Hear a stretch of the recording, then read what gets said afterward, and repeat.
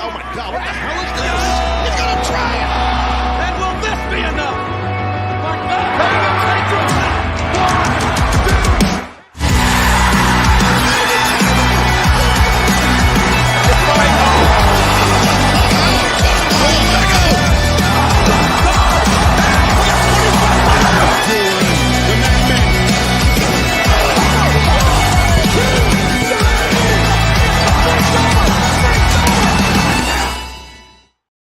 What's up, everyone? Welcome back to another episode of Ruckus Wrastlin. I am Josh Maber, alongside my tag team partner in this journey, Justin Toner. Long time no see, right? Yeah. But by that we mean thank you all so much for joining us when we were live reacting and doing a watch along to Bad Blood. It was super fun. Definitely going to be doing these in the future. Just depending on probably Royal Rumble, at least maybe War Games. We don't know. Maybe we got to get our schedules and stuff figured out, but we will let you all know as soon as we figure it out. Thankfully, Survivor Series is not on Thanksgiving like it was in the early days. Right. It'd be like, nope. Yeah. If anything, definitely, we're going to try and shoot for a Royal Rumble at least, because that would be fun as hell to react to. Yes. Not a whole lot of news, but I mean, obviously, which saves us time to actually break down all the other shows, because a lot of craziness as long as the first 2 hour Raw, Tuesday Night War happened, Bad Blood. So there's a lot of the actual show substance we can really get into. But I do want to touch on a couple of things. One, it was announced that DDP has signed a Legends contract, and so has Jesse the Body Ventura, which they're really starting to get these Legends contracts. I don't know the details of it, and maybe you can tell us exactly, because their Legends deals basically is that it's kind of like a pension type of deal, where you're signed to WWE. They're basically paying you to thank you for everything that you've done, even though you're kind of past it. Because Rob Van Dam has been on a Legends contract, but he was still able to do certain events for AEW. I did see that, so I thought that was kind of weird. But just kind of go into, I know Jacqueline she was at Bad Blood. She signed a Legends deal. So kind of go into, DDP, you saying that, he was thinking about it, had such a good time at Bad Blood. I'll let you kind of take it from here, explain what those Legends contracts are and what they, how they can utilize them. Basically what they're talking about Legends contracts, is that, talent who used to work for WWE or WCW or in some capacity, and they're not like active wrestlers anymore. WWE often offer them what are called Legends deals, where basically they get paid a certain amount of money and for the use of, and they get money back in return. So like whenever, so they, their merch is like sold on the WWE website in the shop, and they get money. They get residuals for that, and use of their likeness for like the video games and stuff like that. They get money back for that. So it's a way for them to give them money. It's like and then they if they want them to come in and appear on camera or do stuff with the company. That's open as well. So, apparently these things pay pretty well. I don't know the exact numbers, but I know that there's a lot of former talent signing Legends deals. They've gotten a lot of Legends signed recently. I think they're definitely reaching out more to build relationships now that Vince is gone. I think that definitely kind of maybe helps a little bit. Victoria, who's one of my favorite women's wrestlers back in the day. She signed one. Jacqueline, who was announced that she had done one. DDP put out like a post on his social media talking about, because he was one of the Legend guests at the Bad Blood pay-per-view, and talked about how he had such a great time, and that he wasn't really a WWE guy, because it's like he did some work for WWE, but most of his career was primarily with NWA WCW, where it's like he really made his mark. And so even though he's all his stuff is owned by WWE, and he's done stuff for him, and he's got a lot of friends there still. He never felt like he was like part of the family, and he said that it's like his experience at Bad Blood with just the other legends, also the Triple H and everybody in the talent, talking to him and hanging out. He felt like he was like part of like the WWE family, and so that's why he said because he had been offered the Legends deal, but he hadn't signed it, and he's like the next it's like within 24 hours he signed the Legends deal after the pay-per-view and sent it back to him. So that means like DDP's merch and other stuff will be showing up. Ken Shamrock also recently signed. That's right.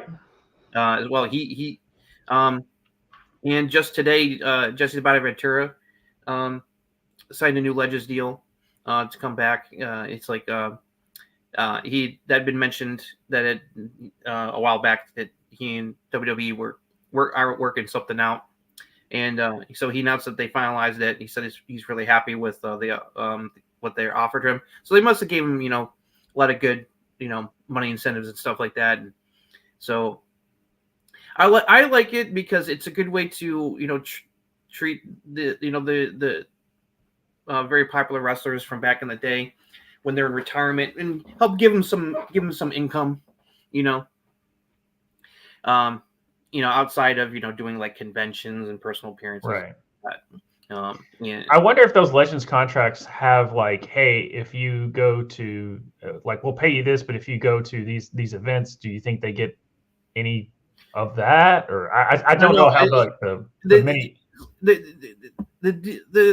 minute details of these things are really not known because they don't really talk about it. They just mention that it's known that these kind of contracts are offered and a lot of people are signed on them, but like the minute details are not really known as far as I know. I wonder if DDP was, because DDP's yoga is so popular, like he really doesn't need the Legends contract. Like he does very. Oh yeah, I know. He doesn't need it. It's like he between DDP yoga and other stuff he does, he's well off. It's like he does very well for himself. It's like but it was more about that. He just felt so finally like welcomed that he's like he felt it was appropriate that it's like now it's like I feel like I belong. It's like kind of thing. It's just really cool. Yeah. Now there was a lot of talent that were there that were invited that they're definitely working on rebuilding relationships. Like Arn and Tully both being there was really nice to see because Tully especially. I haven't seen Tully, and obviously he was AEW for. It's been years since Tully's been at a WWE show. Because apparently it's like Vince said something to him during one of the Hall of Fames that really soured him. I don't know I can't remember the exact story, but Vince said something to him that really did not sit well with him. And so it's like, but now that he's gone, that was cool that he was there. I love Corey going like Brainbuster's like, yeah, baby. Yeah. Even though it's like I think of the Horsemen, but I was first introduced to them when they were during their brief WWE run as the Brainbusters under Bobby Heenan. Yeah. Because I really wasn't watching a lot of NWA / WCW at the time. It wasn't until like the early 90s, just before Hogan went there, that I started to watch like WCW. Yeah.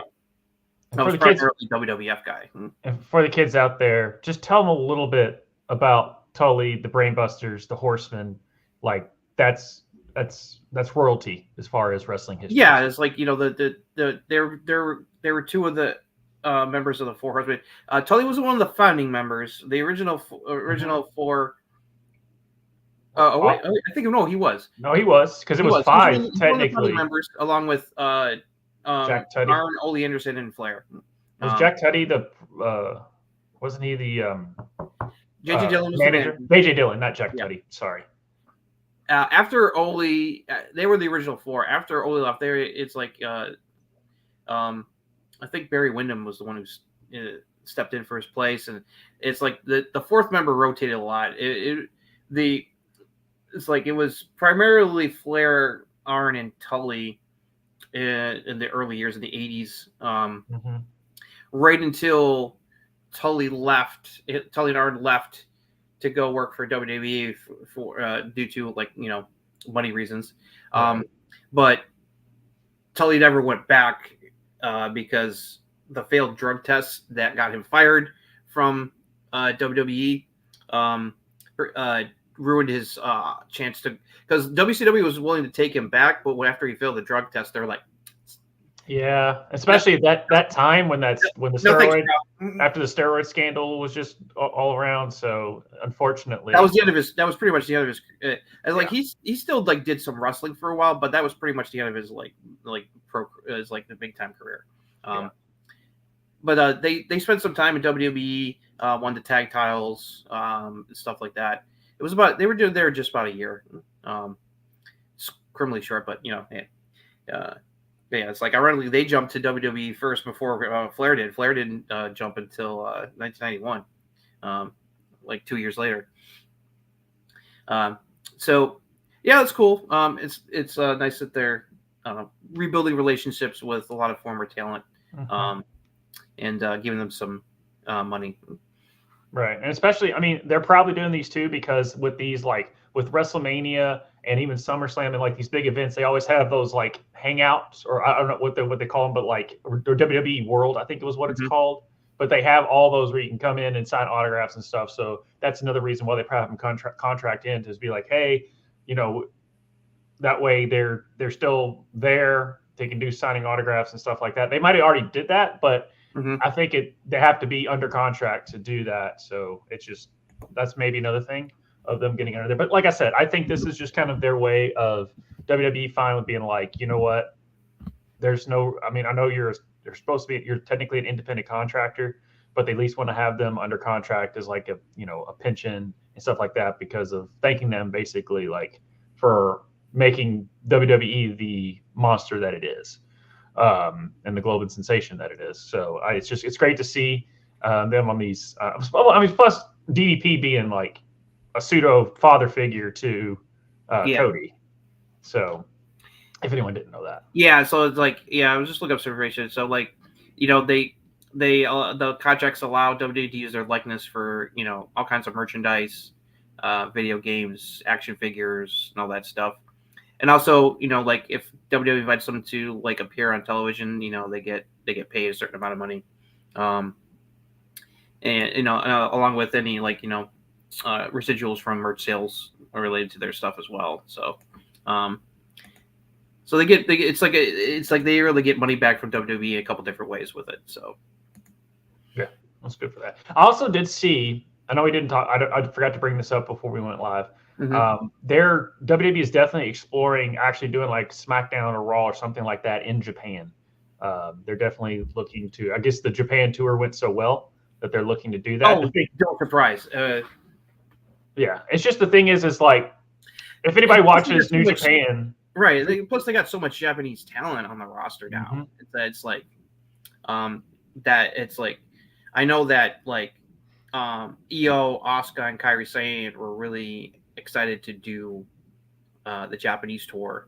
Go back home with WWE in their home country.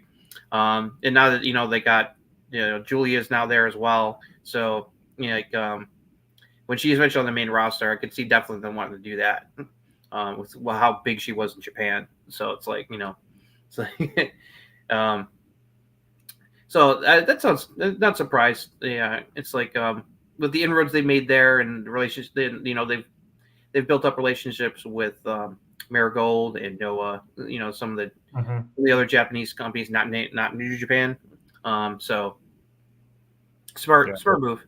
It is, and like with them sending those other talents over to Noah, it's also getting like the Japanese audience didn't already know who these wrestlers are, but it's still getting them. Actually getting eyeballs on them, so it's easy for them to sell the show. Now, like I said, it's not gonna be like a hard sell because anytime WWE goes international, the tickets last for 3 seconds.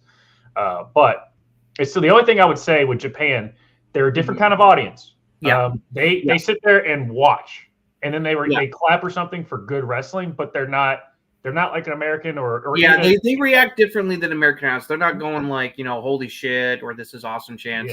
Yeah. They mostly stay quiet. They react when like something like really good happens. It's like an applaud.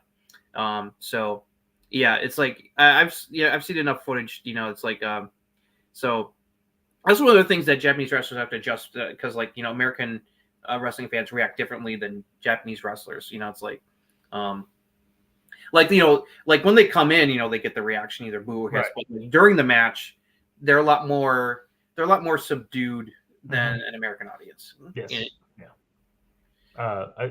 There's you can hear the wrestlers talk. I'll put it that way. Yes, you can. It's just how it is. So like that's one thing. There's is like less crowd noise. Yes, if anyone's never watched especially I was really into like in the when Bullet Club and stuff were really on top and Kenny Omega was really doing his thing with the G1 and Okada and like you had that series when New Japan was really hot. Yeah, I was when I was really like watching it, and I'm just like, and it took me a second to get used to how the crowd reacts because you think like you've got Kenny Omega and Okada, which they put on classic after classic, one of the best wrestling, one of the best wrestling programs that I've ever seen, and you still had like they would react, but it wouldn't be like this is awesome, any chance or anything. They would just if there was something that was crazy that would happen, they would react. But you had the Tokyo Dome. I mean, you can put 60,000 in there, and you would think that there was like 12 at certain points during it, just to how the crowd reacts. So I will be interested to see when people that aren't used to the Japanese audience and they do a Smackdown or something like or Raw over there, and then people be like, "Man, this crowd stinks." I'm like, "That's the crowd, though. That's how they are." So it'd be interesting to see. Like we've been talking about, like it's only a matter of time before they go over there. But they also want to they have to establish those relationships, like you're saying with Marigold, and Noah, and stuff like that. They've always WWE's always had a good relationship, like in the UK and Europe. It's like so it's like that's why they've been going there a lot recently. They just started doing things in Australia, which is why AEW is following suit with doing a big show in Australia next year. So yeah, it's really good. Two other just quick notes. Nick Aldis put out a thing that was sent out by WWE and not hyping SmackDown tomorrow night. Roman will be there. He confirmed Roman will be on the show, and 2 title matches: Bianca Belair and Jade Cargill defending the women's tag team titles against Metaphor. That's off of what happened on NXT the other night, and LA Knight will defend the U.S. title against Carmelo Hayes. And guess who's going to screw Carmelo Hayes over? Oh yeah, it's written on the wall, but it's all right. It's okay. And this is going to lead to a triple threat, and it's going to be great. Yeah, no, I want a triple threat between all 3 guys. Yeah, and then there was another thing. We talked about it the other day about Braun Strowman. Did they ever give a timetable? No, he didn't give a timetable how long it's going to be out. They didn't say anything about AJ Styles either, which we'll get into. Yeah, because apparently AJ got it was originally it was supposed to be a work, but it looks like it's legit. Yeah, it was supposed to play up that he was hurt, but it's like then he actually got hurt. How bad it is, we still don't know. And Braun did tear his groin during the match. Yeah. And it was very early. He said within a couple minutes into the match is when he tore it. Yeah, which is crazy that he went through that type of match with a torn. Yeah, hats off to you, man. It depends. Well, let's see. From what I'm seeing here, it depends on how bad the tear is. Like, if it's a minor tear, he can be back in like a month and a half. Right. If it's a more serious tear, he can be out anywhere from 2 to 4 months. Right. Okay. Yeah, because I mean, if anyone didn't notice it. When he was hit off the ropes to put Bronson Reed through the chairs, you can tell he was not running correctly. So you knew something was up how he was doing that. So speedy recovery for AJ and Braun. And when we find out, if we find out more news, join us over there on the Discord, link down below as we kind of post things and talk about all things that is wrestling over there. Shall we move on to SmackDown before we go over Bad Blood? Because that's how kind of it went. Yeah. Let's do SmackDown real quick here. That's why I recorded a recap for it, because even though it's real quick, let's go over it real quick so we can get to the good stuff. Yep. Well, some of the good stuff. Yeah. There's the middle and the ending were great, and then stuff in the middle. Yeah. We'll talk about it. Yeah. All right, here's a recap of last week's episode of Friday Night SmackDown, the go-home show before Bad Blood. We opened with the return of AJ Styles after being absent for several months. Came back to babyface reaction. Said that although people may not forgive him for his actions when he was feuding with Cody, but it's still the house that AJ Styles built. He was interrupted by Carmelo Hayes, who ran him down, complained about that he should be U.S. Champion LA Knight. AJ tried to warn him about LA Knight, but he told AJ he doesn't take advice from quitters. Then LA Knight came out to respond and said that he had an idea, have a match between AJ and Carmelo. Whoever wins will get a U.S. title shot that he will put in a good word for. It led to Carmelo versus AJ Styles. It started off good, but then all of a sudden it seemed to end with Styles seemingly getting an injury. Referee stopping the match. And then we got dumpster match. Michin, Mia Yim versus Chelsea Green. Good stuff from the ladies here for this match. Hell of a finish with table being propped over the dumpster, and then Michin powerbombing Chelsea through the table into the dumpster, climbing out and then slamming it shut, pick up the victory. Chelsea emerged from the dumpster covered in lots of nasty goo. This became a new running gag with her being smelly. Jade and Bianca invited Naomi to join them to host Bad Blood tomorrow.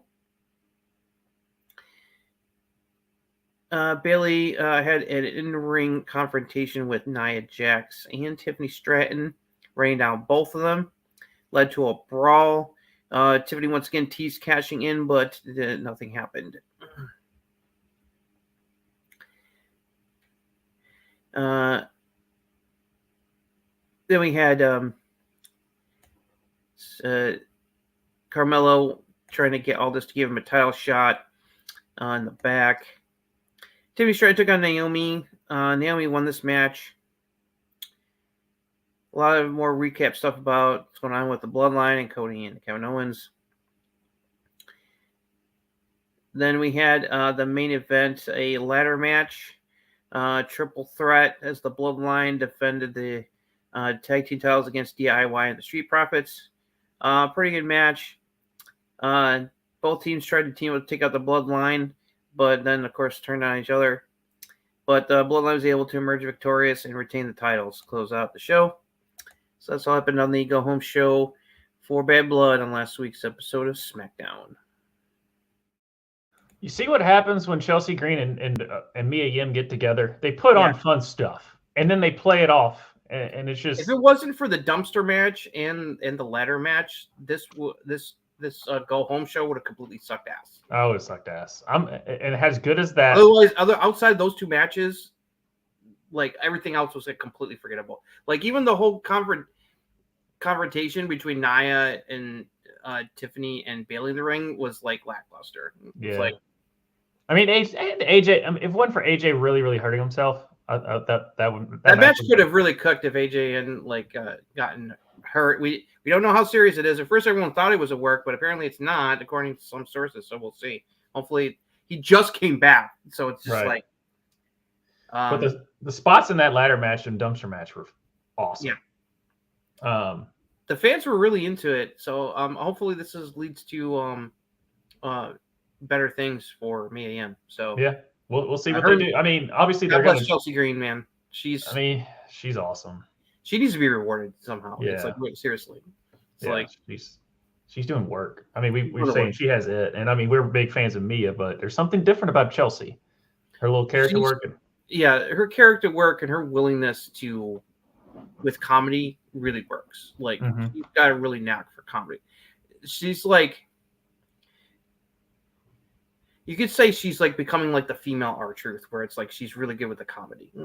Yeah, in that sense, but not like on purpose. Mm-hmm. Like it happens to her and she goes with it. She works with it. It's not like where R-Truth is the way he is, and that's it's like his character is the way he is, and that's what makes him funny, is that he's like I don't think that man is right in the head. Yeah. Do you think if they would have put this, because after this ladder match, a lot of people are saying this should have been the 6th match on Bad Blood. Do you think we would have got enough time with this? What match do you think was the right call to have this main event SmackDown? With the whole announcement with the that they did about Crown Jewel, I don't know. It seems like maybe they could have found the time, because they stretched out some stuff there. It's like, and like, did you really need? Like, we'll get into that when we get to Bad Blood about the hosting and everything. But they could have fit it in. I don't think they would have given the time that they got on SmackDown. They would have not had it Bad Blood. Probably not. That's the only thing. They got a decent amount of time for a TV match. Yeah, and that spot with Tonga Loa, with the ladder over his neck, that was really cool. Yeah, it was. And I mean, it was just a good match with 3 really good tag teams. And Tonga Loa, it feels like he's finally getting his footing. Mm-hmm. Like these past couple of times that he's been on. I forgot to mention there was another Motor City Machine Gun tease. Oh yes, thank you for bringing that up. So obviously it was reported they were going to go to NXT. Now they're being promoted for SmackDown. I think this was a Lucha Bros spot, but because of what's going on with their contract and Tony Khan apparently doing some BS crap, they're like, all right, well then fine, we'll just put the Motor City Machine Guns here. Yeah, because should have been there beforehand, but whatever. Yeah, because apparently the word is that although Penta's contract is just about to expire, word is that Tony added injury sick time onto Banks' contract, so his contract is not going to expire for another several months. Yeah. So they won't be showing up in WWE until next year. Right. So, which apparently did, that's a really petty, like Vince McMahon style move that is not appreciated. Nope. I don't think he'll admit to it. I'll be so shocked if he actually admitted to it. I'm surprised. Although if asked, he'll probably deny it. Like if one of the journalists asks about it, it's like it's all rumor. It's like and through sources, so it's not like we don't know like 100%, but that's what the word is. So it is true, and they're not able to come right now. That probably changed the plan where they were going to. Motor City Machine Guns are obviously okay going NXT from what the word was for a little bit, and then go to main roster, but with not getting the Lucha Brothers, they're like, okay, we really need to beef up the tag division, like on SmackDown on the main roster now. So, okay, guys, you're going right to SmackDown, and that will definitely make more people happy, because there was definitely some people who were like, why the fuck did they need to go to NXT for? It's like, well, you got your wish. So hopefully the things work out. I think they'll be fine. I mean, It's the Motor City Machine Guns, man.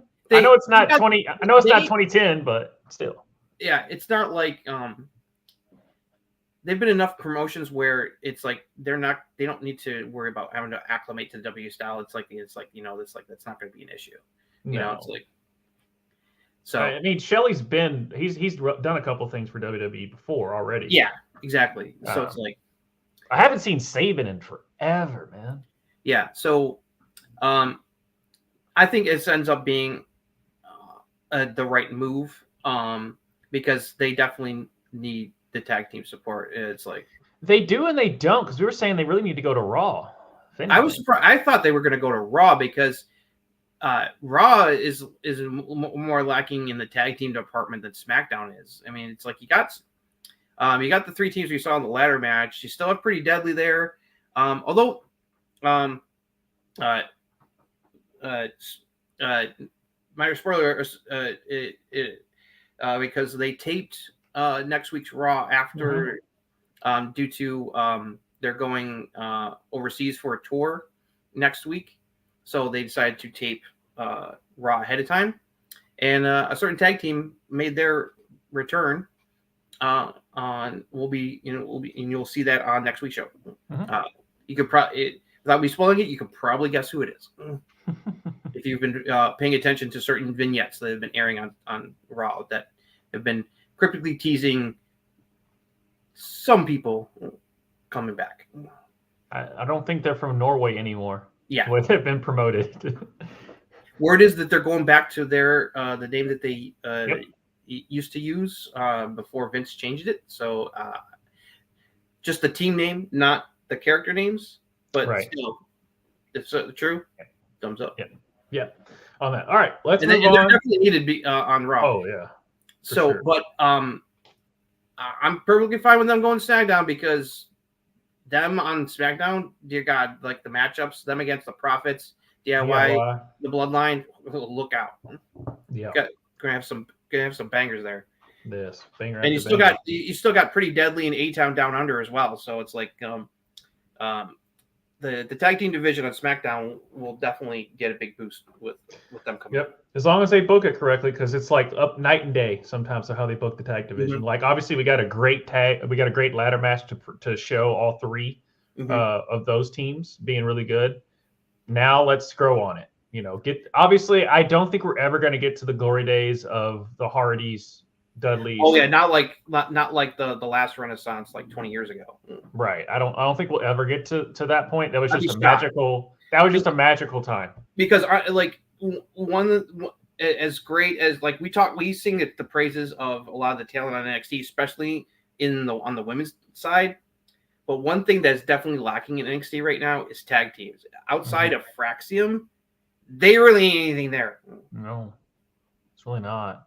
No, it's like so they outside of Axiom and Nathan Frazier, they don't really have any like big like talented tag teams coming up the pipeline right now. Yeah, like Tank and Hank, they're still green as hell.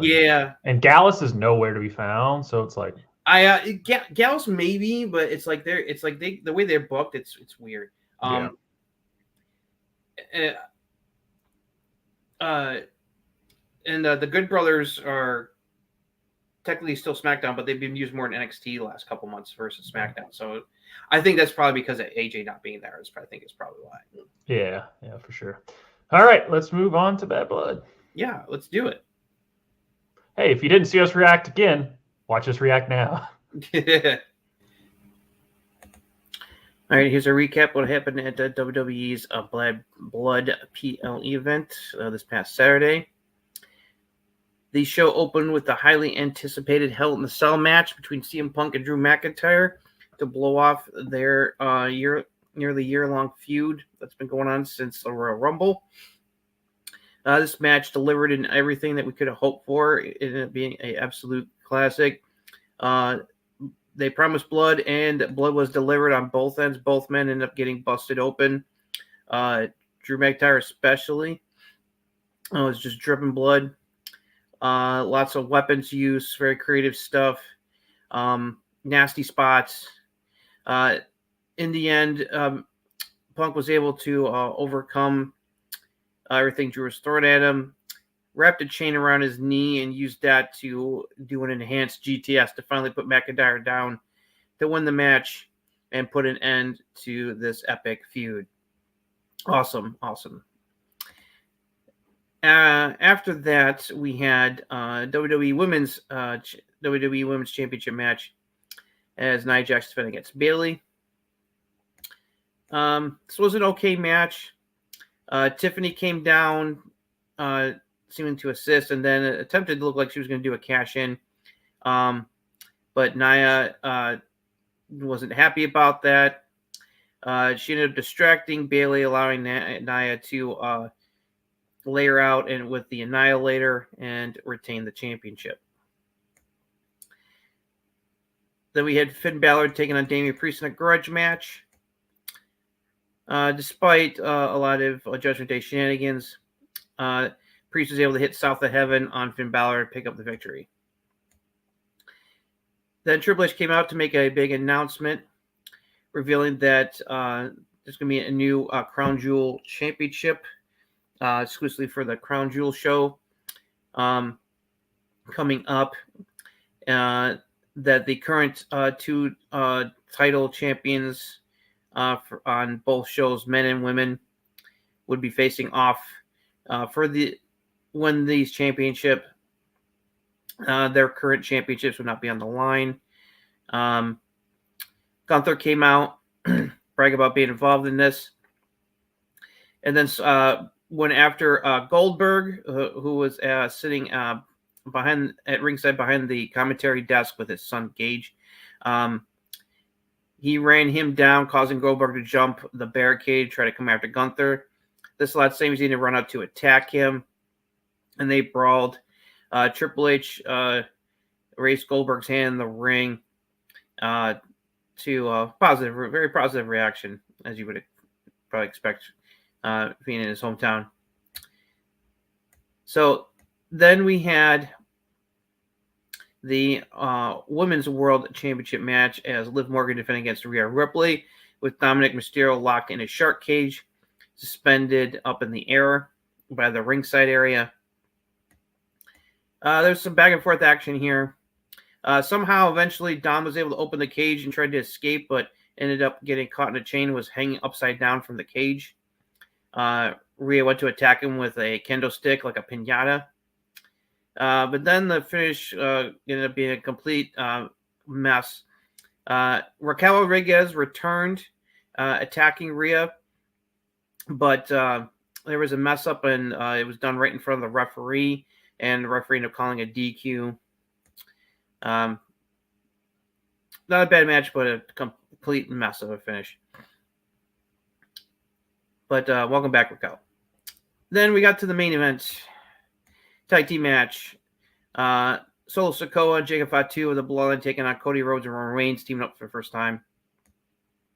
This is a very good match. Lots of back and forth action here. Cody took care of Jacob Fatu, putting him through a table with a top rope splash to the outside. That left Roman and Solo battling out. The rest of the Bloodline came out to try to run interference. But then Jimmy Uso made his return finally. Came out from under the ring and attacked and laid out the Tongans with super kicks. And that distracted Solo enough to allow Reigns to spear him. And Roman pinned Solo to give him and Cody the victory. Roman and Jimmy hugged and reunited after the match. They went to leave. Cody was attacked by Solo and the rest of the Bloodline. Jimmy convinced Roman for them to go back in to make the save, and they did, helping Cody fight off the Bloodline.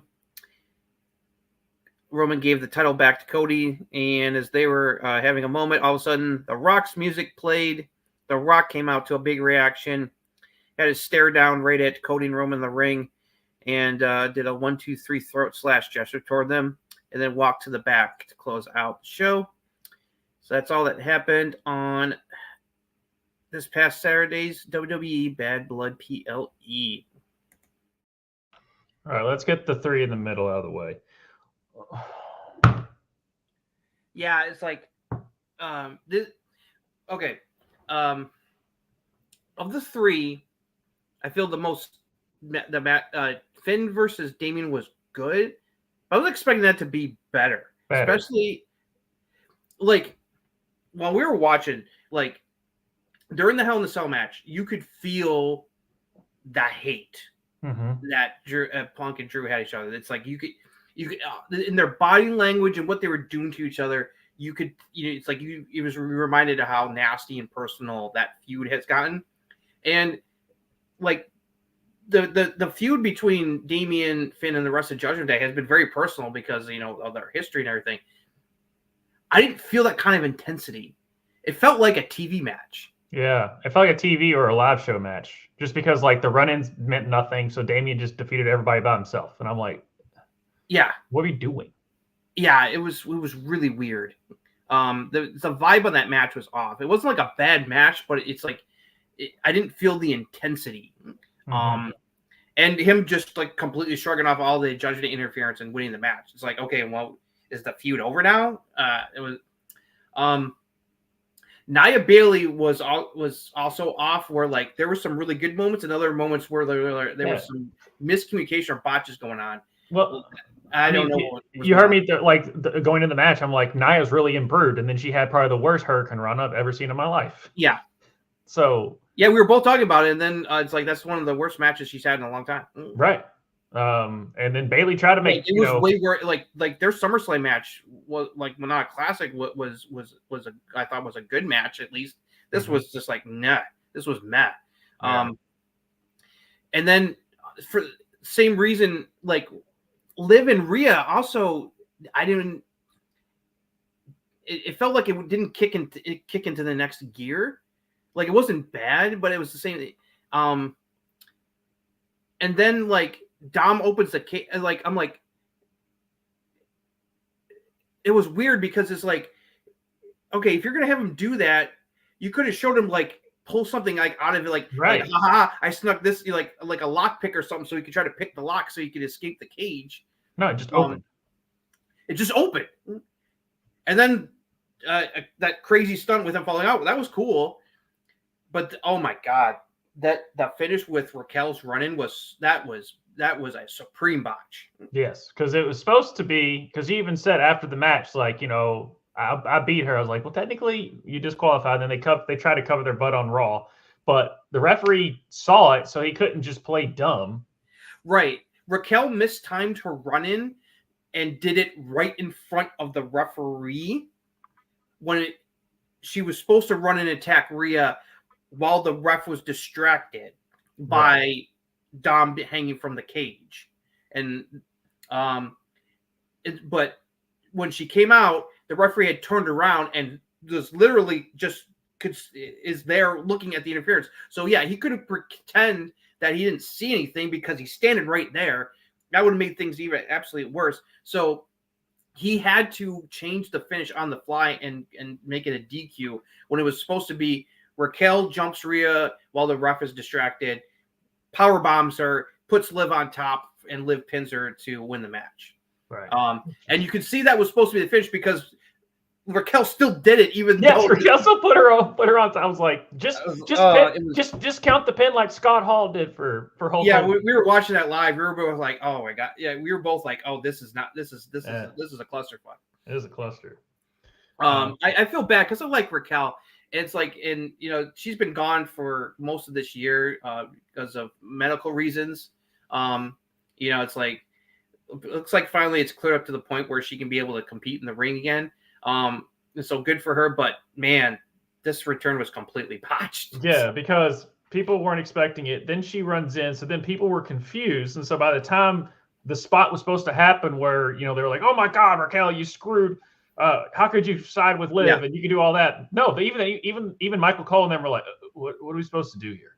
Like they couldn't even save it. Yeah, even like Cole had to be like, well, it's a symbolic pin. It's like, it's a symbolic pin. I was like, Michael was trying. He tried to cover for the botch. He did. Him and Corey did their best to cover for the botch. Yeah, but I mean, even when you have the crowd confused about what the hell's going on. And plus Raquel got no reaction, which unfortunately didn't surprise me because she's been gone for so long. It's like it's like that results in like no reaction. Right. We'll see if they can salvage this with storyline wise. But if it wasn't for Hell in a Cell opening show and the main event, this would have been the worst pay-per-view WWE's done all year. Yeah, hands down. Definitely the worst pay-per-view in the Triple H. It was definitely one of the weakest pay-per-views of the year overall. Mm-hmm. But it's worth checking out for Hell in the Cell in the main event. Everything else in between you could skip. Just watch the recap. Yeah, Raquel just can't. Yeah, exactly, Jeff. It's like I feel bad. She was so good. I loved her in NXT, and then she just comes in the main roster and just. Oh yeah, it's like they made her the smiley baby face, which was not the right move. She's better as a heel. No, her as the heater for Dakota, and then she went on, and then she turned on Dakota. I mean, it was just a great, the way they booked it was great in NXT. So this is an opportunity with her turning heel, coming back heel, aligned with Liv. I love that they're asking, like, are you part of Judgment Day? And she's not answering. So it's like, I think she probably will officially be a new member of Judgment Day. It's great. So let's get to the good. Right. You want We'll go to the tag team match because the Hell in a Cell is one of the best matches I've seen. In Yeah. So I mean, everyone's saying it, and it's like we said it while we were watching it, and after the match was over. That Hell in a Cell match is a classic. 5 stars. Everything we could have asked for. And it's just like that's storytelling at its finest. That match where it's like you could feel the hate. They brought the violence. They got to bleed a lot, which is like you. Unless it's like the only time you see people bleed in WWE these days if it's by accident, like hard way, not intentional. It's like now, unfortunately, Drew's was probably supposed to bleed, but CM Punk accidentally hit him so hard with the toolbox that he busted him open legit to the point where he needed 16 staples to close the wound in the top of his head. Mm-hmm. That explains why he was bleeding like a motherfucker. Yeah, I'm not going to post the picture. I'm not going to share the pictures for those of you that are squeamish. Yeah, but go look him up, and then you can see him. They're allowing these backstage online segments are actually dropping the F-bomb and stuff. So I guess people are saying, oh, they're getting ready for Netflix. I guess with GIF, what does Drew do now? Anything. I literally there was no loser in this match, even though he lost. It's a good question though.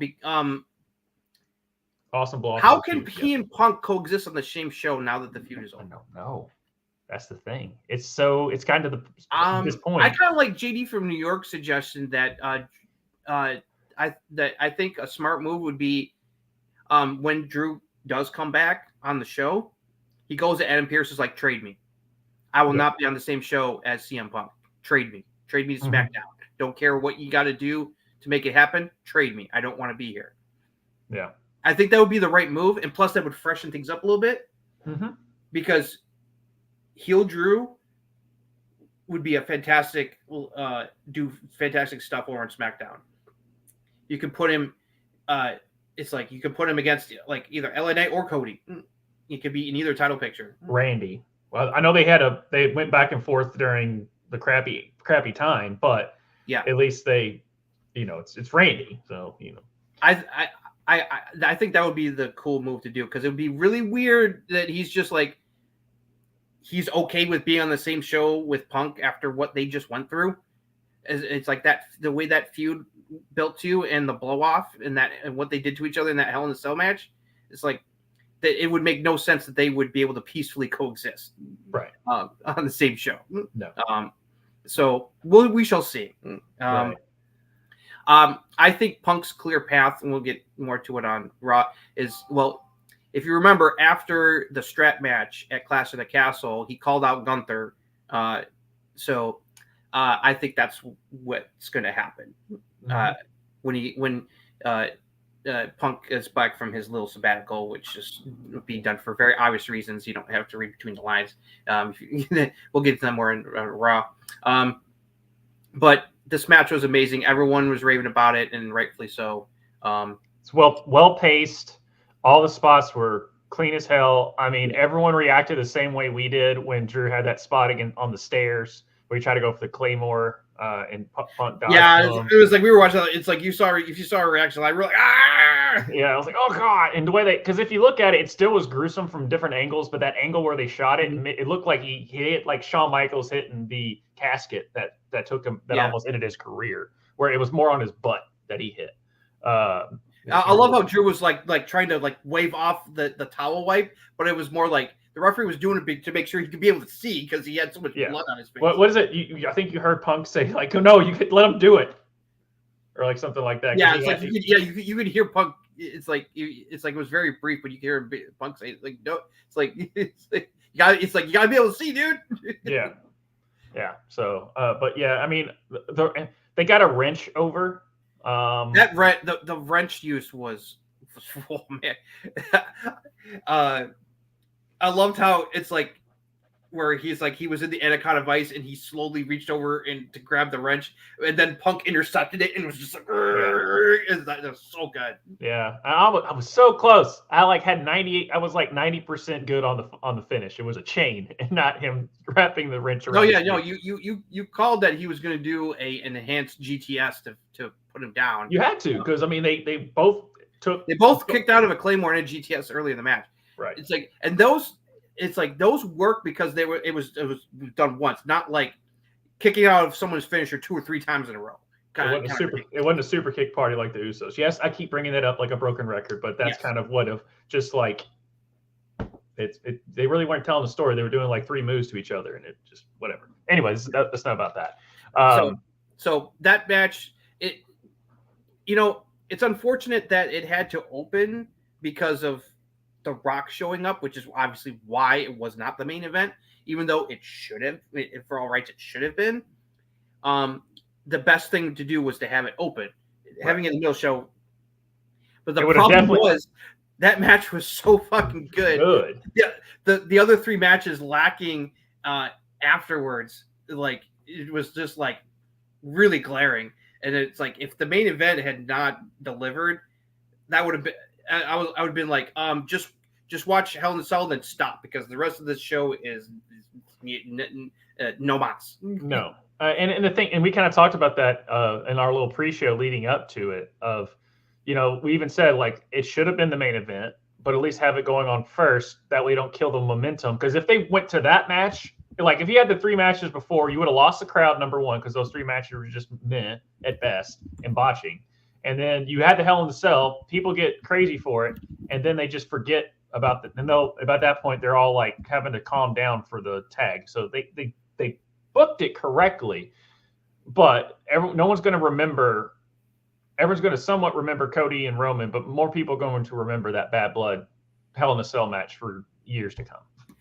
Right? Yeah. Everyone was anticipating this, and that's why like we all thought it was going to be the main event, but once it became clear that it wasn't going to be a main event, then everyone's like, okay, something's going to happen with the tag match if that's main eventing. And it's like, okay, then the word came around that it looks like The Rock's coming back. And so they're like, okay, that's why it's in the main event slot, because The Rock's ego would not handle that being like in the opening. It's like, no.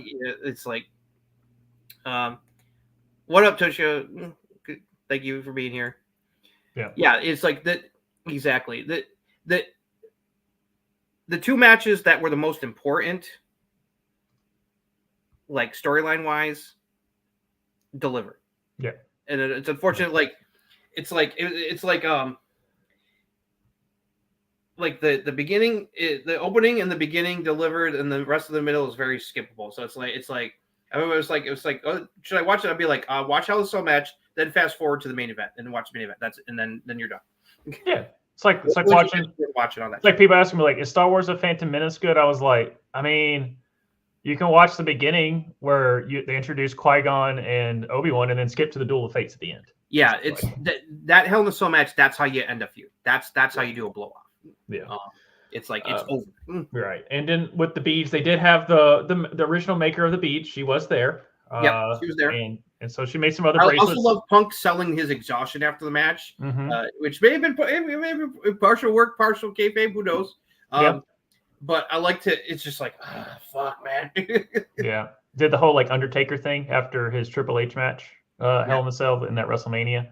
But yeah, that match was. Oh, I mean, it's just amazing. That's just chef's kiss. It's without, in my opinion, right now. Some people are saying it's the best Hell in a Cell. No, it's not the best Hell in a Cell match of time. That still for me. That still belongs to the OG Taker Sean #1 first Hell in a Cell match. That's always going to be numero uno right now. It's definitely top 10. I'd say maybe top 5 if I'm going that far. It's definitely one of the best Hell in a Cell matches ever. Yeah. And definitely one of the best we've had in like years. I think the last Hell in a Cell match that I felt was really good was Becky Sasha from 2019. That was good. Yeah. Oh yeah, that one was really good. The Undertaker Edge one was really good. The Seth Edge one from I think it was like 2 years ago. I think it was. Well, Cody Seth. Cody Seth. Yeah, you could go. It's more on the. That was more about him wrestling with the torn pec. It was more of the how the hell is he doing this? And they still put on a solid match with the torn pec. So that's why it's going to be memorable and stuck out. But this was a better match than those two. But as far as just Hell in a Cell matches that come to mind, like I said, like the Undertaker Edge where he chokeslammed him to hell and all that shit. That was those were good, but this was like, this is like one of the best in like years. Obviously, Mankind, Undertaker. That's always going to be memorable. That's probably going to always going to be top 5, probably top 2. Yeah. But and Shawn and Undertaker. This was a very, and CM Punk said it on the podcast there with O'Shea Jackson Jr.'s wrestling podcast that he and Drew wanted to bring Hell in a Cell back to what it's supposed to be, to its original glory, and they did that. It's like that's a Hell in a Cell match. That's how you end a feud. And so it's like, hats off to CM Punk and my man for delivering a classic. You got now that match, because that match, I will say without hesitation, Punk McIntyre is feud of the year, hands down. Yep. All three matches were good to great, and the finale was amazing. Yep, so definitely A+. Yeah. Who is Jeff, and why do you keep kids? I don't. I don't know. So for the tag team match, shout out to both bands playing out Cody. There's 2 bands that played out Cody and Roman. If anyone didn't catch it, go back and look at the band that was playing out Roman, and the timpani player never hit the drum. She just kept doing this the whole time above it. I thought that was hilarious. But I did like this is the first full babyface style that Roman has wrestled, because it's the first wrestling match that he's had, and he wrestled as a pure babyface. He did. It's like him and Cody took turns being the face of Pearl. This is the first time he's wrestled as a babyface since early 2020, before he came back and did the heel turn, because he took time off during the pandemic because of his lingering health concerns because of leukemia, which is why he missed doing the Thunderdome Mania that year, and didn't come back until the SummerSlam, I think was it? He didn't come back until the Fiend Braun Strowman Universal Title match, which started it's kickstarted the rise of him as the Tribal Chief. So it's like it's been more than 4 years since he's wrestled as a babyface in a match. So, I liked how the match turned out. It worked storyline wise and in-ring wise. The return of Jimmy Uso was great. We've been wondering, like, where the hell's Jimmy? When's he coming back? Well, it's like he's finally back. That pop for Jimmy. Oh, he got a mega pop. It's like, that was impressive. Nice reunion. Between him and Roman, they hugged. And I do love that Jimmy was being like the conscious to Roman, like when Cody was getting attacked, he's like, "Oos, you gave your word, man. You gave Cody your word. Right. Let's go." And he did it one time. And that's the thing, is like, this is why this Bloodline storyline just keeps adding layers and keeps getting better every single time. It's because Roman, obviously he's babyface, but he was like, I did my part. I said I was going to have his back. The match is over. Why am I doing this? He goes, the match is over. But Jimmy's like, no, it's not completely over. But I love how Roman thought about it for a minute and then tapped his arm and was like, okay, let's go. And then plus, because going into it, he was a chief without a tribe. He thought he lost everyone. Yeah, and his fear of being, if I lose then I have nothing. Yeah. And now that he's not alone, which you saw, like, they finally someone was able to get the sound right of him looking up at Jimmy. He's like, I'm here, Uso. He goes like, did you change the play? He goes, yeah, I've changed the play. Like, calling back to that old stuff. Yes. You call it audible? Like, he was like, I changed the play. He's like, you changed the play? Yeah. And you can see the emotion on Roman's face that Jimmy came back to help him. It's like, because it's like, their relationship with the Bloodline has had its ups and downs. It's like, it's like, so, you could tell how much it meant to Roman that not only was he back, but also that he was right. And that's another reason why I think what you were saying, like that's the reason I think that he went ahead and helped Cody, because he's like, I finally got at least one of them back with me. Last thing I want to do is go against I don't want to lose him again. So I'll roll along with what Jimmy wants to do, because Jimmy had my back. Also, it's like plus I get it, but it's more toward showing that he really is more of a babyface now than he is like that. Right. It's like, okay, all right, look, him and I, like you said, him and Cody are not friends, but it's like there's respect there, and it's like that's enough for now. It's like, and of course then The Rock coming out, doing the stare down with them, teasing, and there was another fan video. A fan was filming Solo in the Bloodline while they were. I got you in the crowd. I had it queued up, ready watching The Rock come out. I got it queued up Solo for you. said something very, very interesting to the Bloodline that the fan caught on camera. Yep, I got you, man. I was way ahead of you. I figured I was gonna play this. So.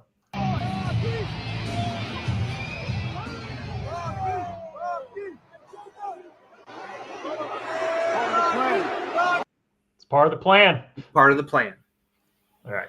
So, if we needed any further, a lot of us, including myself, have speculated ever since Solo did the coup d'etat and took over the Bloodline. A lot of us have speculated that The Rock was pulling in Solo strings, that he was really the mastermind behind this whole thing that's been going on. And him saying it's all part of the plan with The Rock returning, I think that pretty much seals it. It's like that Solo is acting on orders of The Rock.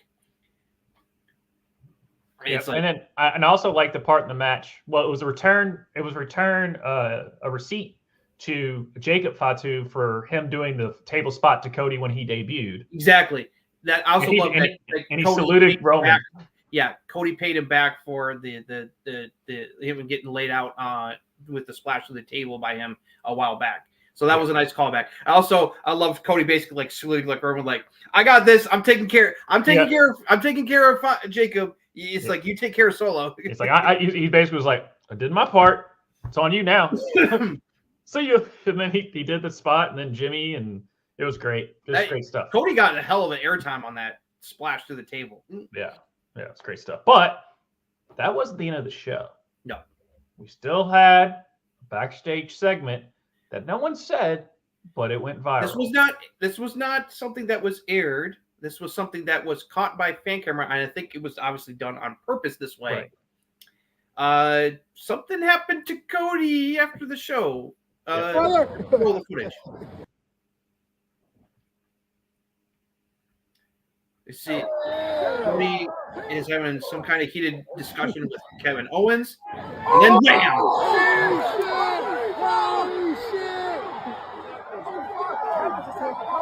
What? Oh, fuck! Kevin, no! Kevin, no! Kevin! Calm down! Kevin, what the fuck are you doing? What are you doing? Kevin! Yeah. Okay, so I'll admit I was wrong. I thought KO turning heel was a red herring. Nope, it is not. Nope. It is now official. Yep. So, what do you think they go with this? What do you expect tomorrow? That's a good question. It's very interesting how WWE's playing it. Now, this was not. We'll see if they actually filmed like legit footage of it, or they're going to use the fan footage. Because they may have done it on purpose. It was obviously this was set up on purpose, right? To go viral, right? Which is a really clever thing. Because it got people talking like, "Oh, what? Wait, what?" Right. And it made it feel more real. Mm-hmm. It's like it's a little bit of like a little bit of like shoot kind of feel to it. It's like And boy, it's like that was like KO did not hold back. He beat down, and Cody was selling it with the way he looked on Raw. So Triple H put out a tweet saying that we are aware of what happened is being handled internally. Right. And Cody was asked about. Well, no, Cody was not asked about it. Wade Barrett wanted to talk about it, but Joe Tessitore was like, "No, it's like we can't talk about it." Right. So they're definitely keeping close to the vest. And then Cody obviously is kind of obviously had the match, but and then Sammy again, that's a Raw. We're getting to a Raw. But that's just kind of what happened. Overall, like we said, this was a C+ show. And the only reason to put a plus with it almost I would give it. I would C+ is that's understandable. I would be a little more generous to give it like B-. Like if if it wasn't for Hell in a Cell in the main event, this would have been a craptacular show.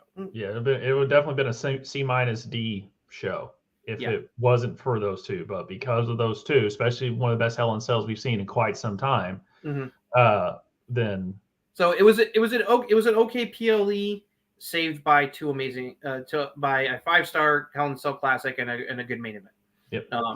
It saved it from being a crap show. So definitely one of the weakest PLEs under the Triple H era so far. But thankfully, the two most important matches delivered, like Gift said. So it's all right. I rewatched that Hell in a Cell match before I went to bed on Saturday night. It's just like everywhere. Yeah, I got to rewatch it. Yeah, it was that good. All right, let's move on to our first 2-hour Raw in a decade. First 2-hour Raw in 12 years. 12 years. And you can tell they haven't done 2-hour Raw in quite some time. Yeah. We'll get into it.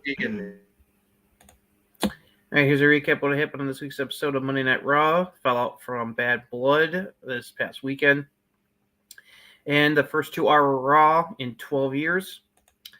Show opened with CM Punk coming out to big positive reaction. Talked about the Hell in a Cell match with Drew McIntyre. Said that he was going to take some time off, spend some time with his wife. Said doesn't know when he'll be back, but they'll see him eventually. As he went to leave, Seth Rollins' music played. He came out. They had a stare down, and Seth shoulder bumped him out of his way as he headed to the ring. Seth cut a promo first saying that he hopes Punk well and that he will get back soon so he can put him on the shelf and retire him personally. Then went over what Bronson Reed did to him and called out to Bronson Reed to have a match with him anytime, anywhere. Jey Uso came out to defend the Intercontinental title against Xavier Woods. Short match. Jey finished with a Superfly Splash in a couple minutes. After the match, Xavier Woods refused to shake Jey's hand despite Kofi urging him on. He went to leave. Kofi went to try to talk sense to him. But that's when all of a sudden, out of nowhere, Braun Breaker appeared, speared Jey right out of his shoes. Kofi wanted to try to help him. Xavier did not. He got laid out with a spear, and then Braun gave Woods a spear as well. So much for the babyface turn from Braun Breaker. Rhea Ripley cut a pre-tape promo, saying she's surprised that Liv Morgan found another way to cheat to win to keep the title, and that she has to go through Raquel to get to Liv, so be it. She's only delaying the inevitable. Braun Breaker refused to comment on attacking Jey Uso and the other babyfaces in the back. They mentioned that the incident that went viral, Kevin Owens attacking Cody Rhodes by his bus after Bad Blood was over with, turning heel, reiterating what Triple H said on Twitter that the match was being handled internally. More on that on SmackDown, most likely. Cody Rhodes arrived looking to keep an eye on Gunther ahead of their potential clash at Crown Jewel for the Crown Jewel Championship. If he can beat Sami Zayn later in the show. More Miz and Karrion Kross talk with R-Truth coming in, confronting him, and that set up a match between the two of them for next week. Then we had a good old-fashioned Donnybrook match between Sheamus and Pete Dunne. Really good stuff between these two. Lots of weapons and carnage involved. Despite being having his hands zip tied behind his back, Sheamus was able to overcome that, hit the Brogue Kick, and pin Pete Dunne, pick up the victory. Raquel Rodriguez arrived with Liv Morgan down Mysterio earlier. Raquel refused to comment if she's part of Judgment Day, and Liv was laughed over and gloated about Rhea not winning the title from her. Blah, blah, blah, blah. Ava, NXT GM, was visiting Adam Pearce when former NXT champion Ethan Page came up in to complain about CM Punk's referee job last week that cost him the NXT championship. Maybe they're setting up something between him and Punk later. We'll see. Then we had a 10-woman tag. The Unholy Union joining with Pure Fusion Collective against Lyra Valkyria, Zelina Vega, Natty, Katana Chance, Kaden Carter. Babyface picked up the victory with Lyra hitting her top rope axe kick on Sonya Deville. Then we had, before that, it was announced that next week Damage Control would challenge Bianca Belair and Jake Cargill for the women's tag team titles. Then we got to the main event, World Championship match, Gunther defending against Sami Zayn. Good solid match between these two. Not as good as their Mania match, but in the end, Gunther was able to put Sami to sleep, knocking him unconscious to get his win back from WrestleMania and retain the championship. Then Cody came out and had a stare down with Gunther to close out the show. So that's all that happened on this week's episode of Monday Night Raw. It was weird of how they kind of rushed some things. It felt a little rushed, and then the rest of the matches, the commercial breaks. Yeah, it's like there was more commercial breaks than it felt like there should have been. It definitely felt like the timing was off. Like they're getting they're getting used to the fact that they're only got 2 hours, so it's like right. So yeah, it definitely helped. I mean, this wasn't like a terrible show, but it wasn't like a great show. It was okay. Yeah. I mean, it did have some moments. The Punk opening thing was nice. Selling the aftermath Hell in the Cell. If you're not smart enough to okay, what do you mean Punk saying that he's taking Saudi? It's because he doesn't want to do the Saudi show. Which is why. If that's one thing, so CM Punk will not be a hypocrite if it comes to that hypocritical stuff where he's like, blood money and all that stuff about the Saudi stuff that he said before he got back to WWE. So yeah, and plus, heck, even under Vince, they did not force wrestlers who did not want to go and wrestle and the Saudi shows to go there. It's like if you're okay with going, you can go. If you don't want to go, they will not force you to. And so there are certain wrestlers who've been very vocal, not just Punk, but others who, like Kevin Owens and some others, who don't do the Saudi shows for understandable reasons. They're completely justified in that. So this was to write Punk off for a few weeks. He'll be back after Crown Jewel. And Seth Rollins. It's just like, oh, nope, Punk's not done, guys. Seth Rollins comes out and then says... And someone pointed out, almost a year ago around the same time, Cody and Roman had that stare down on SmackDown to tease that, yes, the rematch at Mania is going to happen. And this was a similar tease of like, yes, now that Punk and Drew is over with, this is the match that we really originally were going to do at Mania this year. Right. But injuries and circumstances caused it not to happen. So that they're going to try to make it happen at next year's Mania in Vegas. Yep. So, and then Seth with the line of something of, so I can retire. Yeah, basically, I hope you get well soon and come back soon. Rest up and come back soon so I can beat you and retire you for good. I like the callback to like the old school Shield promos where he got real close into the camera. Yes, I love the intensity where it's like I love the up close intensity. That's what I want to see more of that from South instead of the jokey South. It's like he can bring the serious and the intensity if he wants to. Yeah. We're just gotten so used to the babyface Seth. And that's the thing is, I want that more bloodthirsty Seth, And like him, and you can tell he wants to do that, but that song is so over, and that character is still so over. He can't go away. He can't get away from it. So it's the next logical thing. It's like they're probably going to do Seth versus Bronson Reed at Crown Jewel, I would assume. Mm-hmm. I'm glad they gave. Okay, and then I like how you could tell it was a 2-hour show because they went from Sexy Red. Okay, she's there. And then CM Punk comes out. Then Seth comes out after Punk says his thing. And then after Seth gets done with his stuff, then Jay comes out while Seth's still in the ring because it's it's like a passing of the your second.